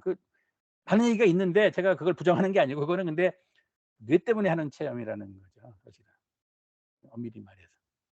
그러니까 인제 우리가 그 신앙 체험과 그 뇌 체험은 구분을 해야 돼서 여기 이제 과학적 설명을 벗어나는 초자연적인 그 외부의 개입, 뭐 천사나 뭐 이런 것들 이거 다 설명을 할 수가 있는데 결론적으로는 이게 다 지금의 인제 과학 이 뇌과학도 옛날에는 이렇게 발전한 게 아니잖아요. 근데 인제 저도 지금도 여전히 공유하고 싶은 질문 중에 하나는 뭐냐면 영혼이 이 육신으로부터 분리되는 영혼이 있다고 해야 되는 건가? 이것부터도 다시 의문이에요, 사실은. 의문인데 그러면 이제 근데 지금 우리는 그 교재 안에서도 김기석 신부님 교재 안에서도 표현되지만 우리가 가지고 있는 그 소박한 세계관이라는 게 쉽게 안 바뀌어요. 그래 가지고 여전히 많은 분들은 인제 인간이라는 거는 살아 있을 때는 이 육신하고 영혼이 결합되어 있는 거고 죽게 되면 육신으로부터 영혼이 이렇게 빠져나오는 거다. 그런 이해를 가진단 말이죠. 그래서 이 빠져나온 영혼이 천국에 가기도 하고 지옥에 가기도 한다. 이게 인제 그야말로 프톨레마이오스 그 세계관의 그 산물인데도 여전히 그게 힘이 있다는 거잖아요. 그 사랑과 영혼의 영화에도 나오고 뭐 이렇다시피. 근데 제가 궁금한 거는 이 육신으로부터 빠져나온 영혼은 도대체 어떤 시스템으로 통증을 느끼고 사유를 하는가? 근데 지금 인간에게 밝혀진 거는 인간이 통증을 느끼는 거 모든 게 다 뇌작용이에요. 이게 통증은 통각이 와 가지고 뇌에 전달이 되어야 이게 몸을 보호하기 위해서 이건 피해야 되는 거야. 그래서 통증을 발생시켜 가지고 인제 이게 그 몸을 보호하려고 하는 시스템인데 뇌가 없으면 사실 통증도 없는 거죠, 사실은. 예. 뭐 그런 건데 도대체 영혼이 지옥에 가서 막 불구덩이에서 고생한다는 게 그게 말이 되나? 뭐 그런 생각도 드는 거고 영혼 자체가 생각을 도대체 어떻게 하지? 이 뇌가 없는데 영혼은 도대체 생각을 어떻게 하나? 우리도 멀쩡하게 저도 이렇게 뇌가 작동하니까 지금 만 얘기 떠드는 거지 이게 혈관이 막혀 가지고 제가 갑자기 뇌 기능이 정지되면 이 모든 말이 못 하잖아요, 제가. 그러면 이거 뭐 어떻게 됐느냐고. 근데 영혼은 이런 거 관계없이 막 생각도 하고 말도 하고 막 의사 표현도 하고 막 그러나요? 이게 뭐냐고요, 사실은. 그게 이제 그런 것들도 사실은 우리가 이제 신앙을 너무 이렇게 소박하게 그냥 이렇게 많은 이 용어들이나 개념들을 그냥 소박하게 가지고 있어서 그런 것이지 이렇게 따져 보면은 이게 사실 궁금증이 많다, 사실은. 생각보다 이게 과학적 설명을 벗어나는 초자연적인 이거 이상으로 우리 모든 게 다 사실은 어떻게 말하면 모든 게 다 신기한 거죠, 사실은. 이 모든 게 다 신기한 거고 하여튼 그렇다. 그래서 이제 이 교회에서 이제 그런 점에서 이제 교회에서 사실은 이렇게 많은 표현들을 쓸 때 영적이다, 영혼, 뭐 여기 영적 전쟁, 뭐 천사, 마귀, 사탄 모든 것들을 다 이야기하는데 이것도 결국에는 인제 우리가 해석의 어떤 그 전제를 가지고 어떤 뭘 뜻을 나누기 위해서 표현을 그렇게 삼아서 표현을 만들어서 그 뭔가를 그 뜻을 나누려고 지금 쓰는 이야기지 그런 말 자체를 가지고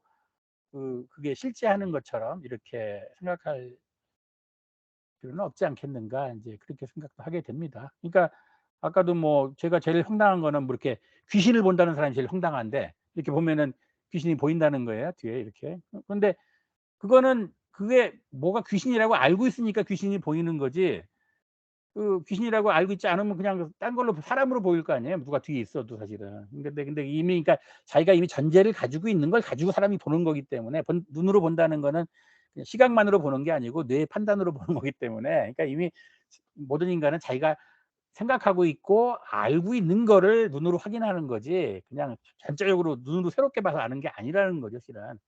인식이라는 게. 그러니까 인제 우리가 그러니까 신앙생활을 하면서 그 경험하게 되는 많은 그 신비한 체험도 사실은 본인에게는 이제 절대적이고 분명하고 그 유익할 수가 있는데 그거를 다른 사람에게까지 이렇게 일반화시키기는 좀 그건 조심해야 된다. 그거는 이제 교회에 같은 이렇게 이런 대화의 과정을 거쳐야 된다는 거죠, 기본적으로. 예. 예. 거기까지. 예. 네, 그럼 두 번째 파트에 있는 영적 전쟁 얘기도 이미 해주셨고, 예. 그래서 이제 참고로 이 영적 전쟁에 관해서는 저도 뭐에 제일 도움을 많이 받았냐면요. 그 월터 윙크의 그 사탄의 체제와 예수의 비폭력이라고 하는 책이 있어요. 근데 그거 정말 고전 중에 고전으로 이렇게 꼽더라고요. 그래서 저도 지금 이제 이경우 주교님이 옛날에 신부님 때 추천을 해서 이제 읽게 됐는데 저 읽고 나니까 이런 영적 전쟁 에 대해서 잘 이게 설명이 잘 되는데 이해가 잘 돼 가지고 그 뒤로는 그 책을 읽은 사람하고 그 책을 안 읽은 사람하고 구분이 된다. 이럴 정도로 그렇게 꽤 영향력이 있는 책이에요. 그래서 지금 메모해 두시고 혹시 없으시면은 한번 꼭 다시 한 번만 말씀해 주세요. 그렇게 어렵지 않은데 사탄의 체제와 예수의 비폭력 월터 윙크 해서 꼭 한번 읽어보시면 이 부분에 관해서 영적 전투, 영적 전쟁에 관해서는 가장 설명을 잘한 책이 아닌가 싶습니다.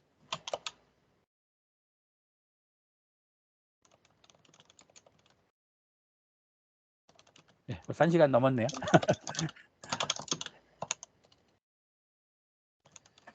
그 월터 윙크는 저도 최근에 알게 됐는데, 네네. 저희가 지금 약간 쉬고 있는데, 영어 책을 읽는 모임이 있어요.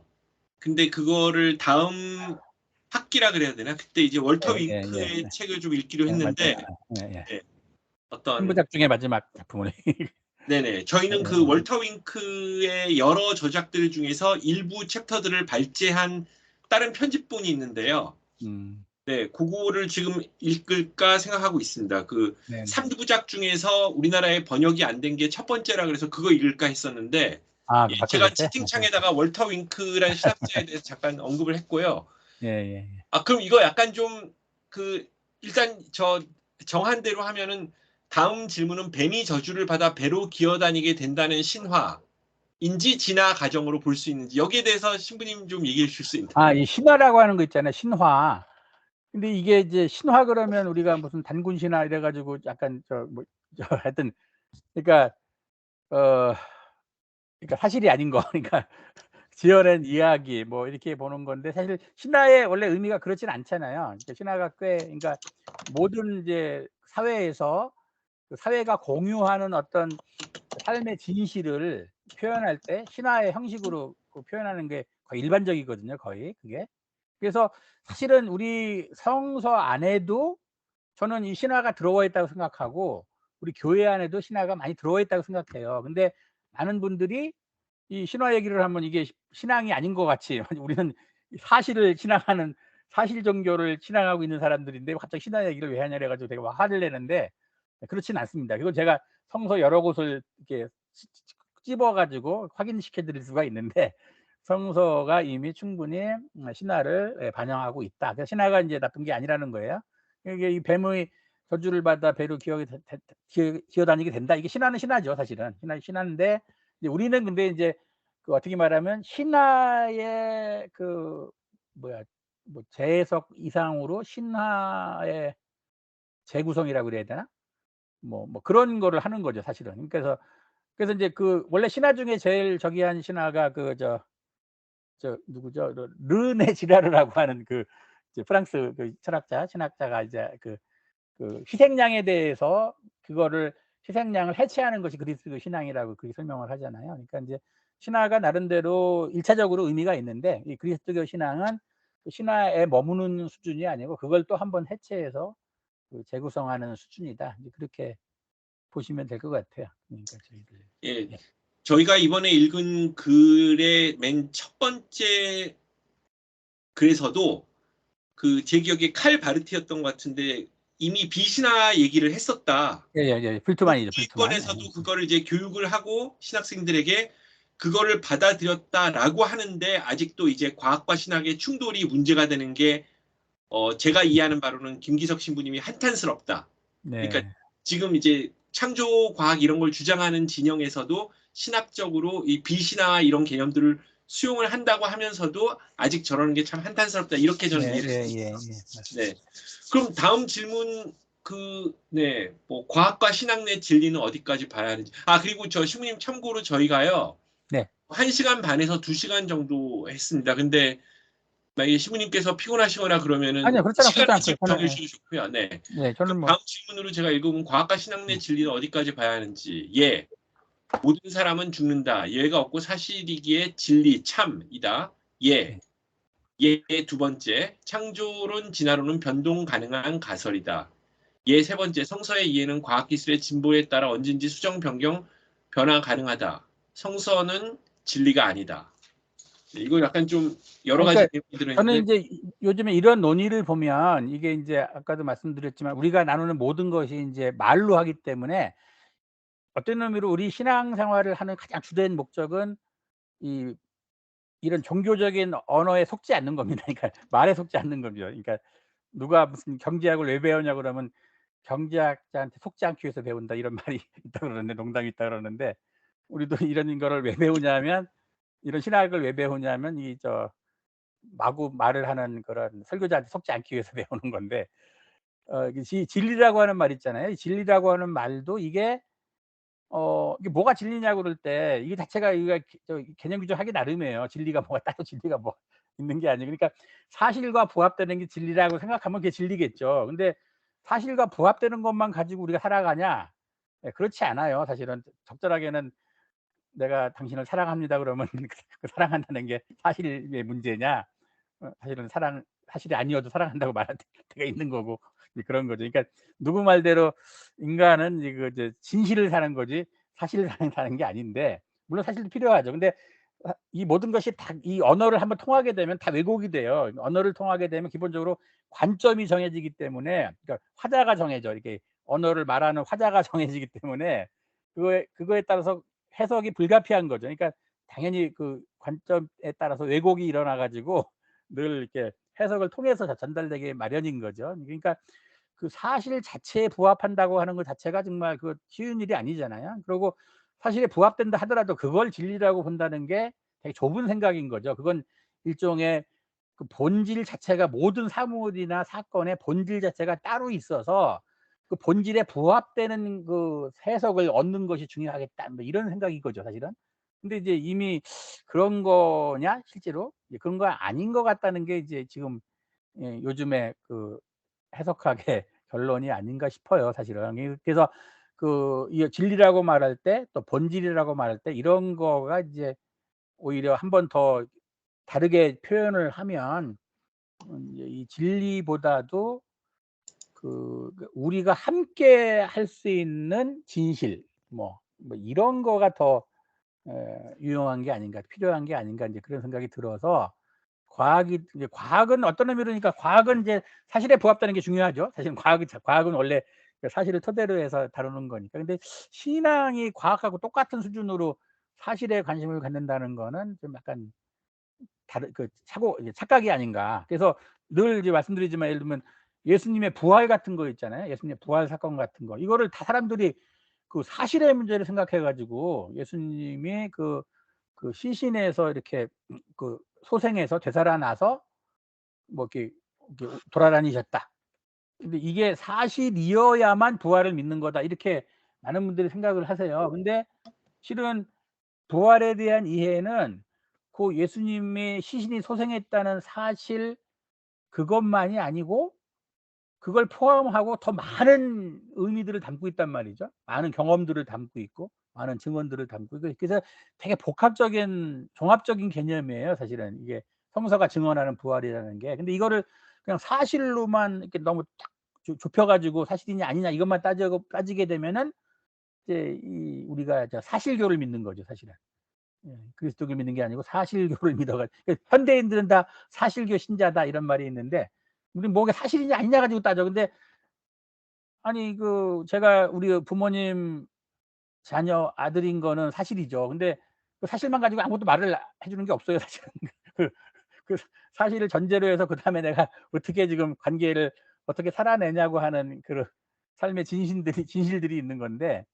그러니까 우리가 너무 이제 사실에만 집착한다. 그러니까 진리를 말할 때도 이게 사실에 부합하는 것만이 진리라는 거는 그런 규정 자체가 이제 좁혀진 생각이다. 신앙은 그거보다 훨씬 더 넓다는 거죠. 그러니까 다르게 말하면 그러니까 온전한 사랑을 하는데 유익한 거. 이게 진실이고 이게 신앙적으로는 이게 진리인 거죠, 사실은. 다르게 말하면 이제 전체로 알게 하는 거. 그러니까 우리가 부분으로서 전체를 알게 하고 부분으로서 전체에 맞추어서 살게 하는 거. 이제 이런 게 진리이지. 그냥 나를 주어로 삼아서 사실이 부합하냐 안 하냐 이걸 판단해 가지고 내가 하는 거 이건 아닌 거죠, 사실은. 신앙적 관심사가 아닌 거죠, 원래. 근데 지금 그게 오도돼 가지고 잘못돼 가지고 그냥 나를 주어로 삼아서 사실의 부합 여부를 따져서 판단하는 거 이거를 진리라고 생각을 하게 된단 말이죠, 지금 많은 경우에. 근데 그거는 전혀 잘못 오해된 게 아닌가, 우리가 진리에 대해서. 오히려 진짜는 그러니까 이제 우리가 항상 우리는 관계 속에서 나를 포함하고 있는 어떤 관계 안에서 살아가는데 그 관계에 맞추어서 내가 얼마나 잘 그 사랑을 누릴 수가 있는가. 이것이 더 중요한 관심사여야지 않겠는가 그런 생각을 하게 됩니다. 여기까지 해서 일단 물음은 된 것 같으네요. 네, 그럼 질문은 일단 끝났고 그 다음에 이제 코멘트인데 뭐 김기석 신부님의 저희는 지금 논문 형태로 된 글을 읽고 있는데 그게 책으로 나왔고요. 신학자의 과학 산책인가? 네, 그거 이제 읽으신 분도 카타리나님 등 있으시고요. 그래서 그 책이 도움이 됐다. 그리고 뭐 지금은 이제 어떤 과학과 신학이 충돌되지 않고 이 물리학에서 얘기하는 여러 가지 질서를 구현한 이 주체가 God, 대문자 GOD라고 생각하면 경이롭다고 이제 말씀을 해주셨는데, 이 카타리나님 쓰신 거죠? 그런 것 같아요. 네네, 저는 수업 안 해서 보는데, 그럼 지금 뭐 좀 자유롭게 얘기하시면 될 것 같은데요. 네네. 네, 말씀하십시오. 네, 오늘 신부님 말씀해 주셔서 너무 감사하고 사실은 맨 처음에 제가 신부님하고 잠깐 할 겨를이 있었어요. 그러니까 예전도 아니고 작년에 제가 막 성공회에 들어왔을 때 저기 사제관에서 신부님이 저한테 기억나세요? 모르겠는데 저한테 이 신앙이라는 건 관계다라는 얘기를 하셨어요, 저한테. 그래서 저는 그 말을 좀 들었어요. 한편으로는 제가 인문학을 하다 보니까 인문학은 개인이 되게 중요하잖아요. 그러다 보니까 그럴 수도 있겠다라고 생각하지만 선뜻 받아들여지진 않았는데 최근에는 그 관계성이 정말 중요하다는 생각이 들었어요. 예. 왜냐하면 사실은 제가 조금 왜 그 피치 못하는 어떤 여러 가지 이유로 빨리 이 세상을 떠나는 사람들, 가령 얼마 전에 있었던 그 신림동 그 칼부림 사건으로 인해서 젊은 20대가 한 명 죽었잖아요. 근데 공교롭게도 그 친구가 우리 그 조카의 친구예요. 더구나 우리 언니와 굉장히 친하게 지내는 사람의 아들인 거예요. 그래서 제가 그 친구는 너무너무 착하고 진짜 그 엄마가 그 암으로 죽고 본인이 그 동생을 거의 걷어들이면서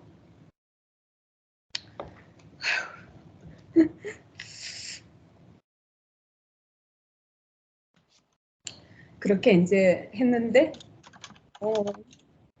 너무 안타까운 거죠. 저는 하느님이 계신다면 정말 그렇게 착하고 예쁘고 그런 생명을 그렇게 빨리 가져가야만 했을까? 이렇게 생각을 하다가 아까 말씀하신 대로 저도 최근에는 그 한 개인이 사실 막말로 제가 오늘 죽어도 지구는 돌아가고 세상은 평안하게 이루어지잖아요. 똑같은 방식으로 돌아간단 말이에요. 그 친구가 죽었다 한들 이 세상은 똑같이 돌아가고 삶은 이루어진다고요.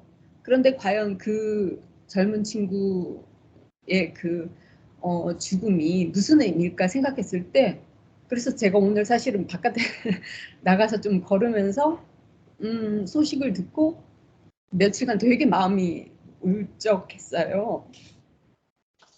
근데 또 다시 한번 생각을 고쳐보니 어떻게 생각하면 우리 안에 있는 이런 뭐랄까요 그 아이에 대한 그 아픔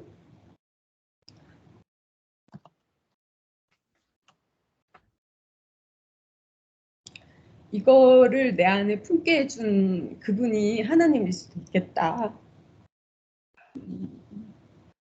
그리고 내가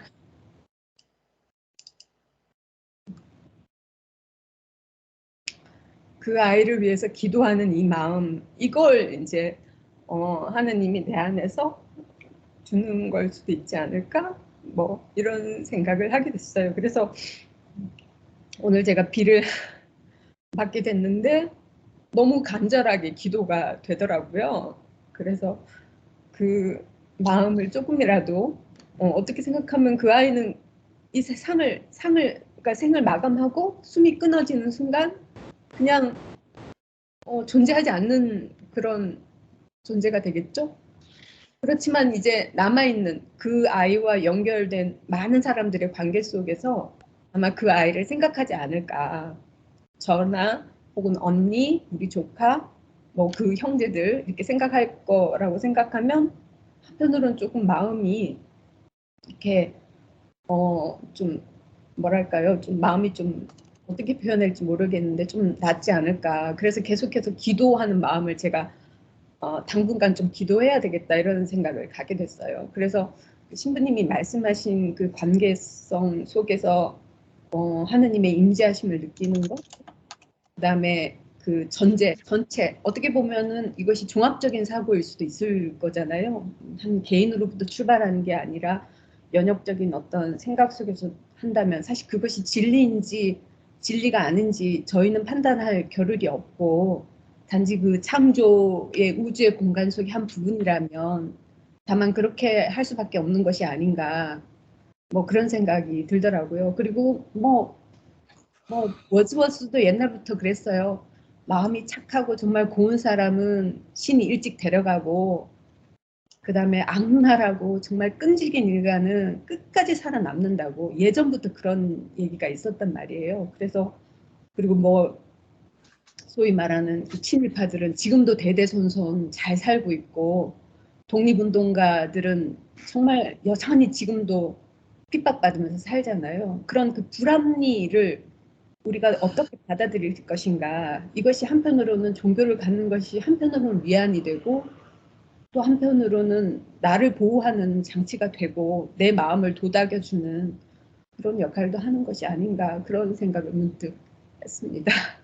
죄송해요. 아직도 제가 지금 잘 추스려지지가 않아요. 예. 예. 네, 아유 뭐 좋은 어떤 감동적인 그리고 생각해 볼 거리가 많은 말씀을 해주신데 저는 이제 뭐 선과 악에 대해서 저도 고민을 많이 했었는데 뭐 제가 옛날에 어떤 읽은 글 중에서 굉장히 감동받았던 거는 어떤 그 영국에서 아마 몇 년쯤 전에 죽은 어떤 유명한 랍비가 있는데 그 사람이 한 말인데 악이 왜 존재하고 왜 선한 사람이 피해보는가? 왜 선한 사람에게 악한 결과가 있는가? 뭐 예를 들면 홀로코스트 같은 걸 이제 유대인들이 주로 얘기하니까 거기에 대해서 한 말이 뭐 결론이 이르더라고요. 그거를 자꾸 사람들이 알라 그러는데 그걸 알면 안 된다. 왜냐하면 왜 선한 사람에게 악한 결과가 있는지를 알게 된다면 사람들은 아, 그럴 수 있구나 하고 이해하게 된다는 거예요. 그래서 그거를 어떤 자연스러운 현상으로 받아들이는데 그거는 알 필요가 없고 그런 질문은 던질 필요가 없다. 그래서 전 몇 년 전에 그걸 읽고 이제 감동을 좀 받았었는데요. 사실은 최근이 아니라 바로 지난주일 주보 앞글에 이제 밀과 가라지에 대한 글을 읽고 이제 박선우 신부님께서 설교를 하셨는데 제가 그거를 조금 더 음미를 하고 좀 더 깊이 있게 생각을 해봐야 될 것 같은데 저는 거기서 이제 악이 현재 우리에게 이런 영향을 미치는 이유를 부분적으로 좀 설명하고 있다. 그러니까 지금 악과 선은 그러니까 어쩌면은 하나님의 창조 질서 안에서 악과 선은 공존하도록 설계가 되어 있고 만약에 우리가 선의 편에 있기를 원한다면 그리고 선의 편에 진실로 있다면은 악에 대해서 끊임없이 경계하고 뭐 이렇게 그걸 어떻게 저항할 것인가를 고민해봐야 되는 어떤 이유가 된다 뭐 그런 식으로 해서 저는 하여튼 그 밀과 가라지, 알곡과 가라지 그 비유에 대한 설교를 지금까지 엄청나게 많이 들었을 것 같은데 적어도 수백 번쯤 들었을 것 같은데 이번 주에 또 새로 깨닫게 되는 점이 있더라. 뭐 이런 어떤 묘한 그런 생각을 좀 해보았습니다. 예, 지금 카타리나님은 다시 오셨나요? 예, 다시 오셨네. 뭐 또 자유롭게 얘기하시죠.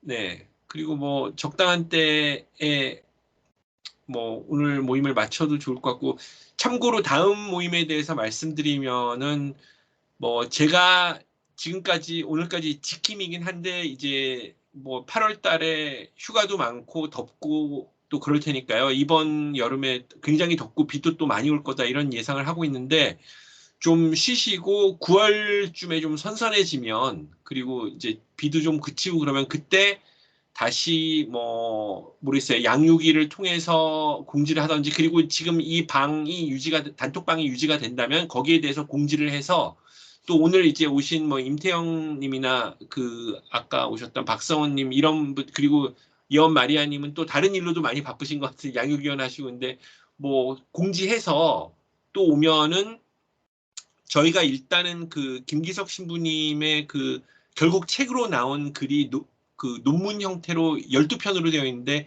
6편을 읽었거든요. 그러니까 재밌는 것 같아요. 그것도 딱 12편으로 쓰셨더라고요. 10편 원래 쓰신다고 했다가 12편으로 쓰셨는데 그 반을 읽었는데 그 나머지 반을 읽을까 지금 생각을 하고 있는데 뭐 읽을 거리는 바뀌어도 될 것 같고요. 그리고 제가 이제 제안했던 거는 저만 지킴이 하면 재미없으니까 누군가 어떤 행정적인 부분은 뭐 베드로님도 돌봐주시겠고 저도 이제 책임을 질 수 있는 부분이 있는데 다음 모임 할 때는 이제 좀 이게 제가 지킴이라는 이유로 뭐 사회를 보는 것처럼 했는데 돌아가면서 사회를 본다거나 뭐 이러면 어떨까 그런 생각도 해봤습니다. 다들 보니까 이 주제에 대해서 관심도 많으시고 선지식도 많으시고 그래가지고 다음 모임은 그렇게 할 것이고 9월쯤 이제 여러 경로를 통해서 연락을 드리겠다. 뭐 이렇게 거기까지는 이제 저도 하고 또 양육위원이신 베드로님도 하실 겁니다. 그래서 이제 6편 읽고 끝나는 때에 어떻게 이제 베드로님이랑 신부님이랑 연결이 돼서 오늘 신부님 모시고 어떤 좀 재정리하는 그런 시간을 지금 갖고 있습니다. 네. 그래도 한 8월 30일쯤은 재개하는 게 어떨까요, 마틴님? 너무 네네 좋습니다. 네. 4주 네. 쉬시고 8월 30일. 네. 예, 예. 보니까 오늘 끝내고 4주 쉬면 8월 30일이네요. 예. 네네, 알겠습니다. 그럼 아니, 잠정적으로 8월 30일에 제기하는 걸로 하고, 고한 뭐 여기 오늘 오신 분들은 8월 30일이라고 알고 계시고, 제가 방에도 이제 8월 30일에 제기하는 걸로 올리고요. 현존하는 단톡방에. 그리고 그때 이제 나중에 뭐 주보나 가능하다면 주보나 양육위의 어떤 그 전파 방식을 통해서 말씀드리고, 그때 이제 오시는 분들도 뭐 당연히 재구성이 될 것 같고요. 네. 그때 이제 정리해서 다시 올리면 될 것 같습니다. 예. 뭐 다른 분들은 또 마리아님 말씀 혹시 하시고 싶은 내용 없으신가요? 네, 그냥 저는 너무 감사히 잘 들었고 되게 재밌었어요. 제가 성공에 온 지 이제 딱 만으로 5년이 돼 가는데, 처음에 왔을 때하고 지금 신앙이 완전히 달라져 가지고, 아까 임신부님 처음에 말씀하신 그 전체와 부분 이야기, 그냥 신앙이 그렇게 된 것 같아요. 사실은 그 부분에 대한 질문들이 너무 많았는데, 그게 답을 못 얻어서 굉장히 괴롭고 방황하던 시절이 길었던 것 같고요. 그거를 전체로 받아들이는 게 저는 참 힘들었는데 인제는 된 것 같아요, 성공에 와서는.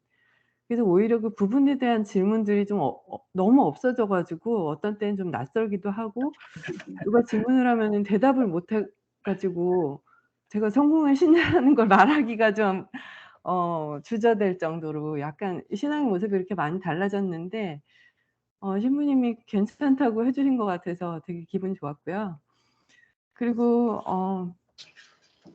과학에 대해서 제가 너무 문외한이어 가지고 평소에, 그러니까 저도 전공을 다 인문학만 하고 그래서 인문학 신봉자였거든요. 근데 어느 순간 그게 너무 부질없다는 생각이 들고, 너무 뭐랄까요? '내가 뭘 믿고 있는 거지?' 이런 생각이 들기도 하고, 너무 현실하고 동떨어져 있다는 생각이 들어서 되게 부끄럽고 괴롭고 그런 시절이 있었거든요. 근데 인제 그런 것들이 좀 지금 많이 바뀌었고, 그러다 보니까 과학에 대해서 좀 더 많이 알고 싶기도 한데 너무 아는 게 없어서, 저는 남편은 과학을 하는 사람인데 저는 너무 아무리 얘기를 들어도 이해가 안 되더라고요. 그러니까 너무 선지식도 없고 그래서 그런가 봐요. 그래서 아까 베드로님 말씀하신 유시민 씨 책을 저도 지금 재미있게 읽고 있는데, 그거 읽으면서 참 느끼는 게 저도 많고, 그래서 오늘 되게 와 보고 싶었던 것 같아요. 근데 여전히 머리가 따라가질 못해 가지고 좀 헤매했지만 굉장히 감사하고 재미있게 잘 들었습니다. 지금 뭐 이 우리나라에서 쓰는 표현 중에 뭐 문송합니다, 이송합니다라는 말이 있다면서요. 저는 그런 걸 별로 안 쓰고 동의하지도 않거든요. 그러니까 제가 보니까 동아시아 쪽에 이제 문과 이과 구분하는 게, 제가 알기로 일본은 아직도 있고 우리나라는 요즘 학제적으로는 없어졌지만 관념적으로 관행적으로 계속 있고, 그러니까 예를 들면 제 뭐 공대 쪽 친구들 보면은 무슨 얘기를 할 때 나는 공대라서 그런 거 몰라 이런 식으로 얘기를 해버려요. 근데 그게 굉장히 무책임한 거 아닌가. 그래서 예를 들면 그 공대에 있는 친구들이 뭐 학교에 있다 치면은 예를 들면 연구비를 받아야 되고, 근데 너희들은 기술적으로 뭔가를 해결하는 거를 그 친구의 전공은 그렇거든요. 어떤 거시적인 공학이 아니라 어떤 굉장히 구체적인 기술을 해결하는 건데, 그럼 그게 왜 하필이면은 지금 우리나라에서 여러 가지 문제들이 산적해 있는데 왜 하필이면 거기에 이제 연구비가 주로 세금으로부터 띄어서 우선적으로 배치되고, 이런 걸 생각을 해봤냐. 지금 네가 하는 공학이 어떤 과학자들 사이에서도 가장 중요한 것이냐. 그 친구는 이제 뭐 무선통신, 그러니까 핸드폰의 일부의 기술을 하는 친구인데, 유전공학이나 다른 이런 것도 굉장히 중요하지. 근데 왜 하필이면 거기에 이제 돈이 많이 쏠리고 있냐. 그러면 이제 그런 걸 답을 못 해요. 근데 그런 거는 이제 형식적이긴 하지만은 국가나 뭐 이렇게 이런 사회에서 합의하는 과정이 있는데 넌 거기에 관여하고 싶진 않냐? 그럼 네 목소리를 내라. 왜네 목소리를 안 내고 나는 그냥 연구비만 찾아서 기업이나 정부에서 하는 거 해가지고 나는 삶을 영해. 그러니까 그런 얘기를 해주면은 이제 재밌어 하더라고요. 그리고 이제 뭐 외국의 신학자를 봐도 그렇지만은 뭐 고등학교 때는 잘 모르겠습니다만 제가 알기로 영미권이나 유럽에서는 문과이과 구분이 고등학교 때 전혀 없고요. 과거엔 있었는지 모르겠는데 없앤 지 굉장히 오래됐고 그리고 뭐 예를 들면은 뭐 물리학을 했다가 사회학을 전공하는 사람이 있고 뭐 영문학을 했다가 경영학을 하는 사람이 있고 학부 때 그리고 이제 복수 전공 이런 것도 워낙 많이 하니까 이제 뭐 무슨 얘기하다가 제가 외국에서 좀 살아봤는데 한국 사람들끼리 얘기하다가 이제 고등학교 때 문과였다가 고등학교 때 이과였다가 대학 가서 문과하고 뭐 이런 얘기를 한국 사람들이 하면은 미국 애들이 껴가지고 그 말 자체를 이해를 못해요. 예, 그러니까 그리고 그게 뭐가 어떠냐? 왜냐하면 외국의 사회학자들 보면 뭐 물리학 하다가 사회학 한 사람도 많고 뭐 역사학 하다가 사회학 하는 사람들 많고 그렇거든요. 근데 뭐 하여튼 그런 것들에 대해서도 이제 어떤 학제 간의 차이가 사실 별로 유의하지 않다. 그러니까 오늘이 아니라 저희가 이번에 읽은 글 중에서 처음에 글 중에 하나에서 강조된 게 김기석 신부님은 사람들이 과학이랑 신학을 굉장히 동떨어진 것으로 생각하는 경향이 있는데 과학하는 방법론과 신학하는 방법론은 예를 들면 어떤 질문을 던지고 거기에 대한 답을 찾아간다는 점에서 굉장히 유사한 측면이 있다. 저도 이제 그런 거에 더 초점을 두는 게 좋지 않은가. 결국 어떤 뭐 신학이나 신앙이나 과학이나 이런 것도 인간의 의문점과 인간의 어떤 필요를 해결하는 어떤 과정으로서 길을 제시하는 거기 때문에 비슷한 점이 많다. 뭐 저는 그렇게 생각하고 있는 편입니다. 그래서 저는 뭐 이번에 그 지킴이 하면서 되게 재밌었었고요. 네.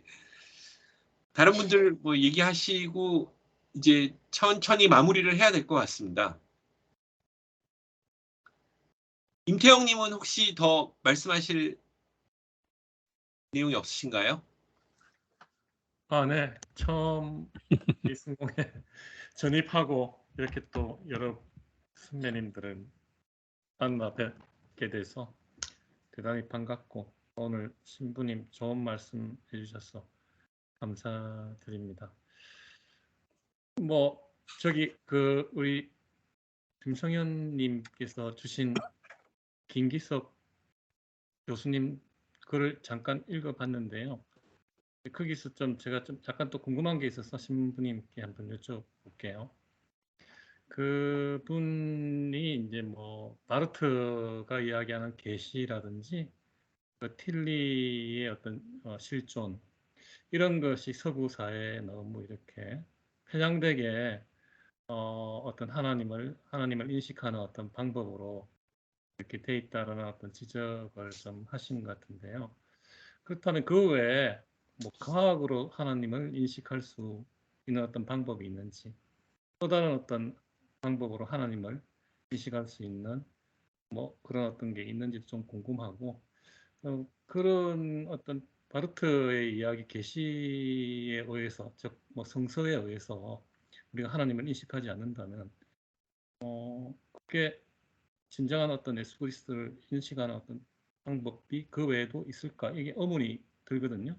그 교수님은 다른 어떤 통로가 있는 것 같은 뉘앙스로 그렇게 이야기를 하신 것 같은데 성공의 어떤 그런 하나님을 인식하는 어떤 방법이라든지 뭐 이에 대한 어떤 견해들, 신학자들의 견해들 뭐 이런 것들이 있으면 좀 소개를 해주시면 감사하겠습니다. 네, 제가 이제 이해할 때는 김기석 신부님의 그런 표현은 그분들이 이제 사실은 뭐 이제 서구 사회에서는 서구 사회는 대체로는 이제 기독교 문화권이니까 신학이 자연스럽고 그 사회적인 영향력도 꽤 있는 거죠. 신학자들의 발언이라든지 이런 게. 예, 이제 그런데 이제 그런 것 치고는 이제 과학에 대한 뭐 이해나 과학적인 그 토대나 이런 거는 상대적으로 좀 부족한 게 아니냐고 하는 이제 그런 지적이실 테고요.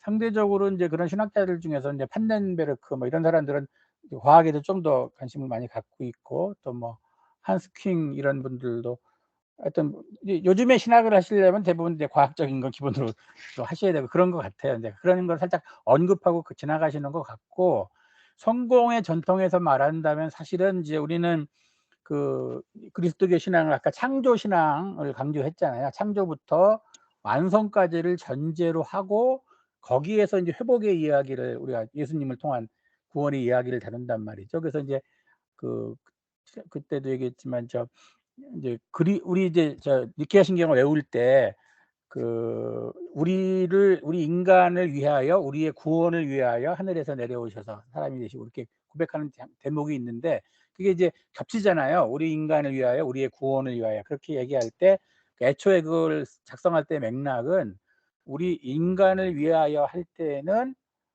인간성의 모델을 말씀한다는 거예요. 예수 그리스도가. 그러니까 심한 그러니까 심한 어떤 신학자는 말하기를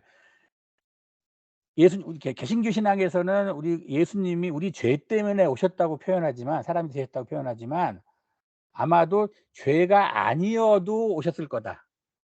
왜냐하면 인간에게 인간다운 삶을 보여주시기 위해서 그렇게 표현을 해요. 그래서 앞부분에 우리 인간을 위하여 이 대목은 인간성의 실현이라고 하는 걸 보여주시는 모델로 오신 거고, 뒷부분에 우리 죄를 위하여 요게 우리 구원을 위하여 요 대목에서 이제 우리 죄를 용서하시려고 오셔서 십자가의 길을 가셨다라고 하는 그 대목으로 이렇게 겹쳐서 이제 중복해서 설명을 한다고 그렇게 얘기를 하더라고요. 이제 그런 점에서 볼 때 하여튼 창조부터 완성까지 그 창조의 전체적인 이야기가 구원의 이야기라고 생각을 하게 되면 이제 우리의 과학에 대한 우리 관심사도 마찬가지로 뭐냐면 우리는 세상을 볼 때 이게 모든 세상이 하느님의 피조물인 거죠.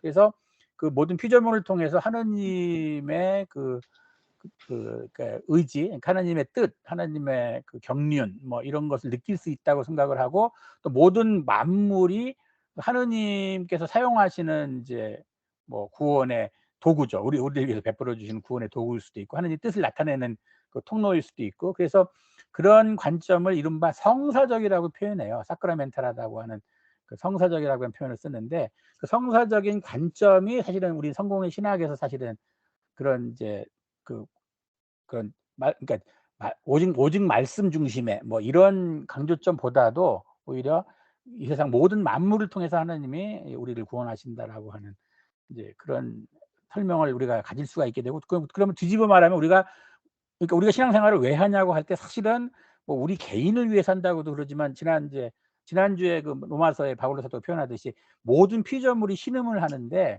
사실은 우리의 신앙생활은 모든 피조 세계를 다시 하나님께 봉헌을 하는 거죠. 우리 성찬례의 큰 의미 중에 하나는 실은 우리의 죄 용서받고 하는 요 문제만이 아니고 우리를 통해서 그러니까 온 세상을 지으시고 그 마지막에 우리를 허락해 주셨는데 이 세상에 이제 근데 우리가 다시금 우리를 하나님께 봉헌함으로 해서 이 모든 피조물을 다시 하나님께 되돌려 드리는, 그게 이제 찬양과 감사의 의미로 이렇게 성찬례를 드린다. 그래서 성사적인 신앙이 아마 답이 될 것 같습니다. 지금 말씀하신 대로 개신교 훌륭한 위대한 신학자들인데 그분들은 개신교 전통이기 때문에 이제 이런 성사적 감각을 좀 약해요. 그래서 인간에게 어떤 말씀이나 뭐 다른 실존이나 뭐 다른 것들을 많이 강조를 하는데, 사실 성공의 신앙은 성사적인 감각으로, 그래서 어떤 의미로 이제 실제 현실에서의 삶 뭐 이런 것도 더 긍정하게 되는 거죠. 그 모든 것들을 통해서 우리가 경험하는 삶의 경험들이 신앙의 내용이 된다. 이렇게 보시면 될 것 같아요. 네.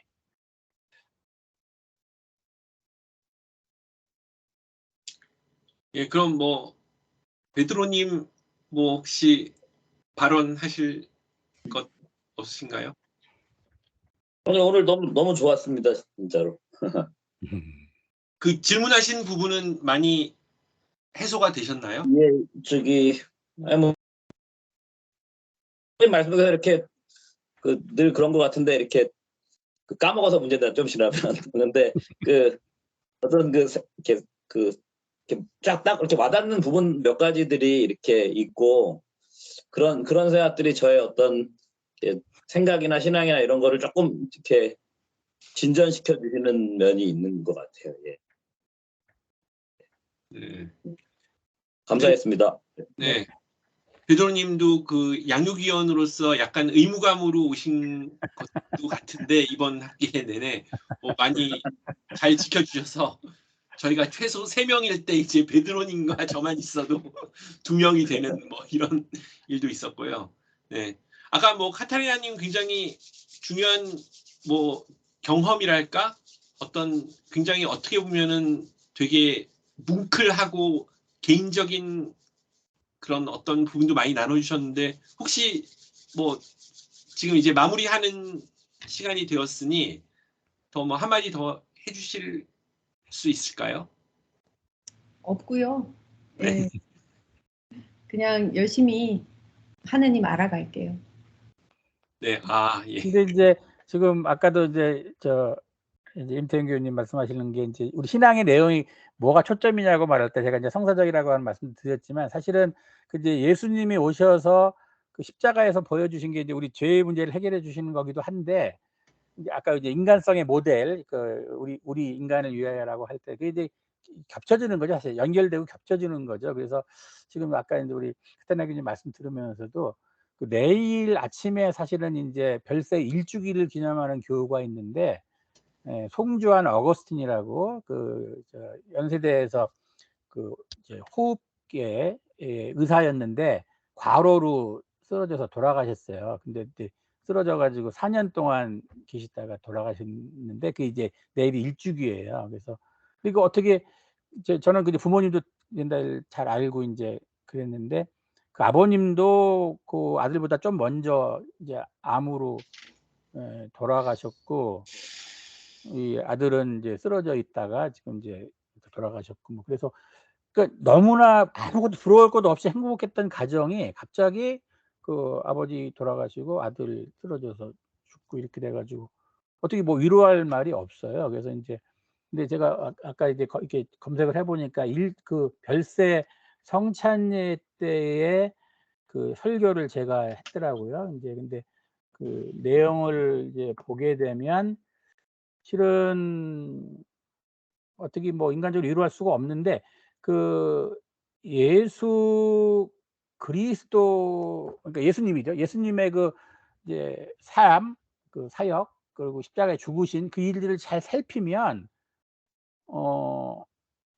이 어거스틴의 삶이라고 하는 게 그 하여튼 자신의 일을 위해서 남을 살리는 거죠. 그 의사로서 너무 열심히 한 거예요, 사실은. 그러니까 그 자기를 안 돌보고 그래서 그 뇌출혈로 인제 쓰러지셨게 된 건데 뭐 예수님의 삶하고 이렇게 겹쳐지는 부분이 있지 않는가. 근데 뭐 그것이 어떻게 말하면 최선의 위로이지 않겠는가 하는 데까지만 말을 멈추게 되더라고요. 사실 뭐 이유나 뭐 어떻게 그런 거 다 모르는데 하여튼 하나님의 아들도 이 땅에 오셔서 인간으로 살고 또 어떤 의미로 타자를 위한 삶 또 진실된 삶을 산다고 하는 거는 십자가의 길이 불가피했다는 거니까 그리고 그게 인제 사실은 부활의 영광으로 이렇게 드러나게 된다고 하는 거니까 이제 그런 게 일종의 소망이 있을 수 있겠다는 생각도 합니다. 사실 뭐 그건 뭐 하여튼 하여튼 그런 생각을 하게 돼요. 내일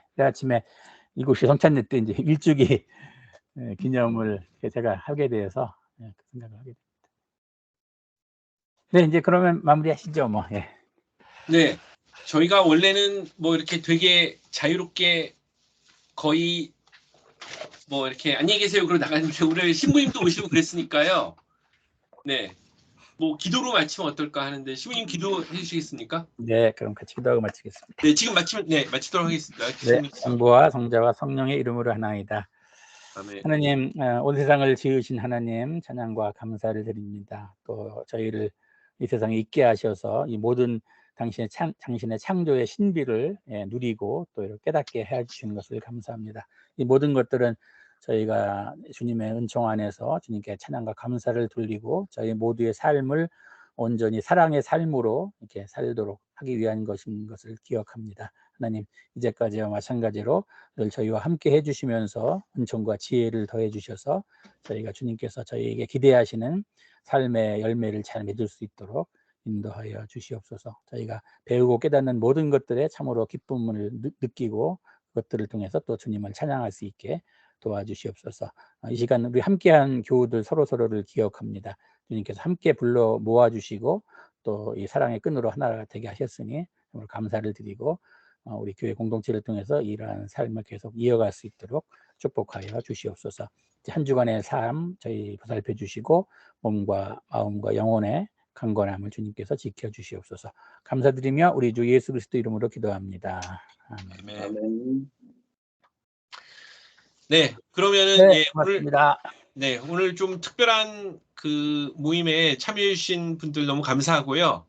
예, 아까 말씀드린 대로 좀 새로운 모습으로 8월 30일 수요일에 다시 찾아뵙는 방향으로 하겠습니다. 네, 그때 즈음 돼서 저희가 가능한 모든 경로를 통해서 그 홍보를 하겠고요.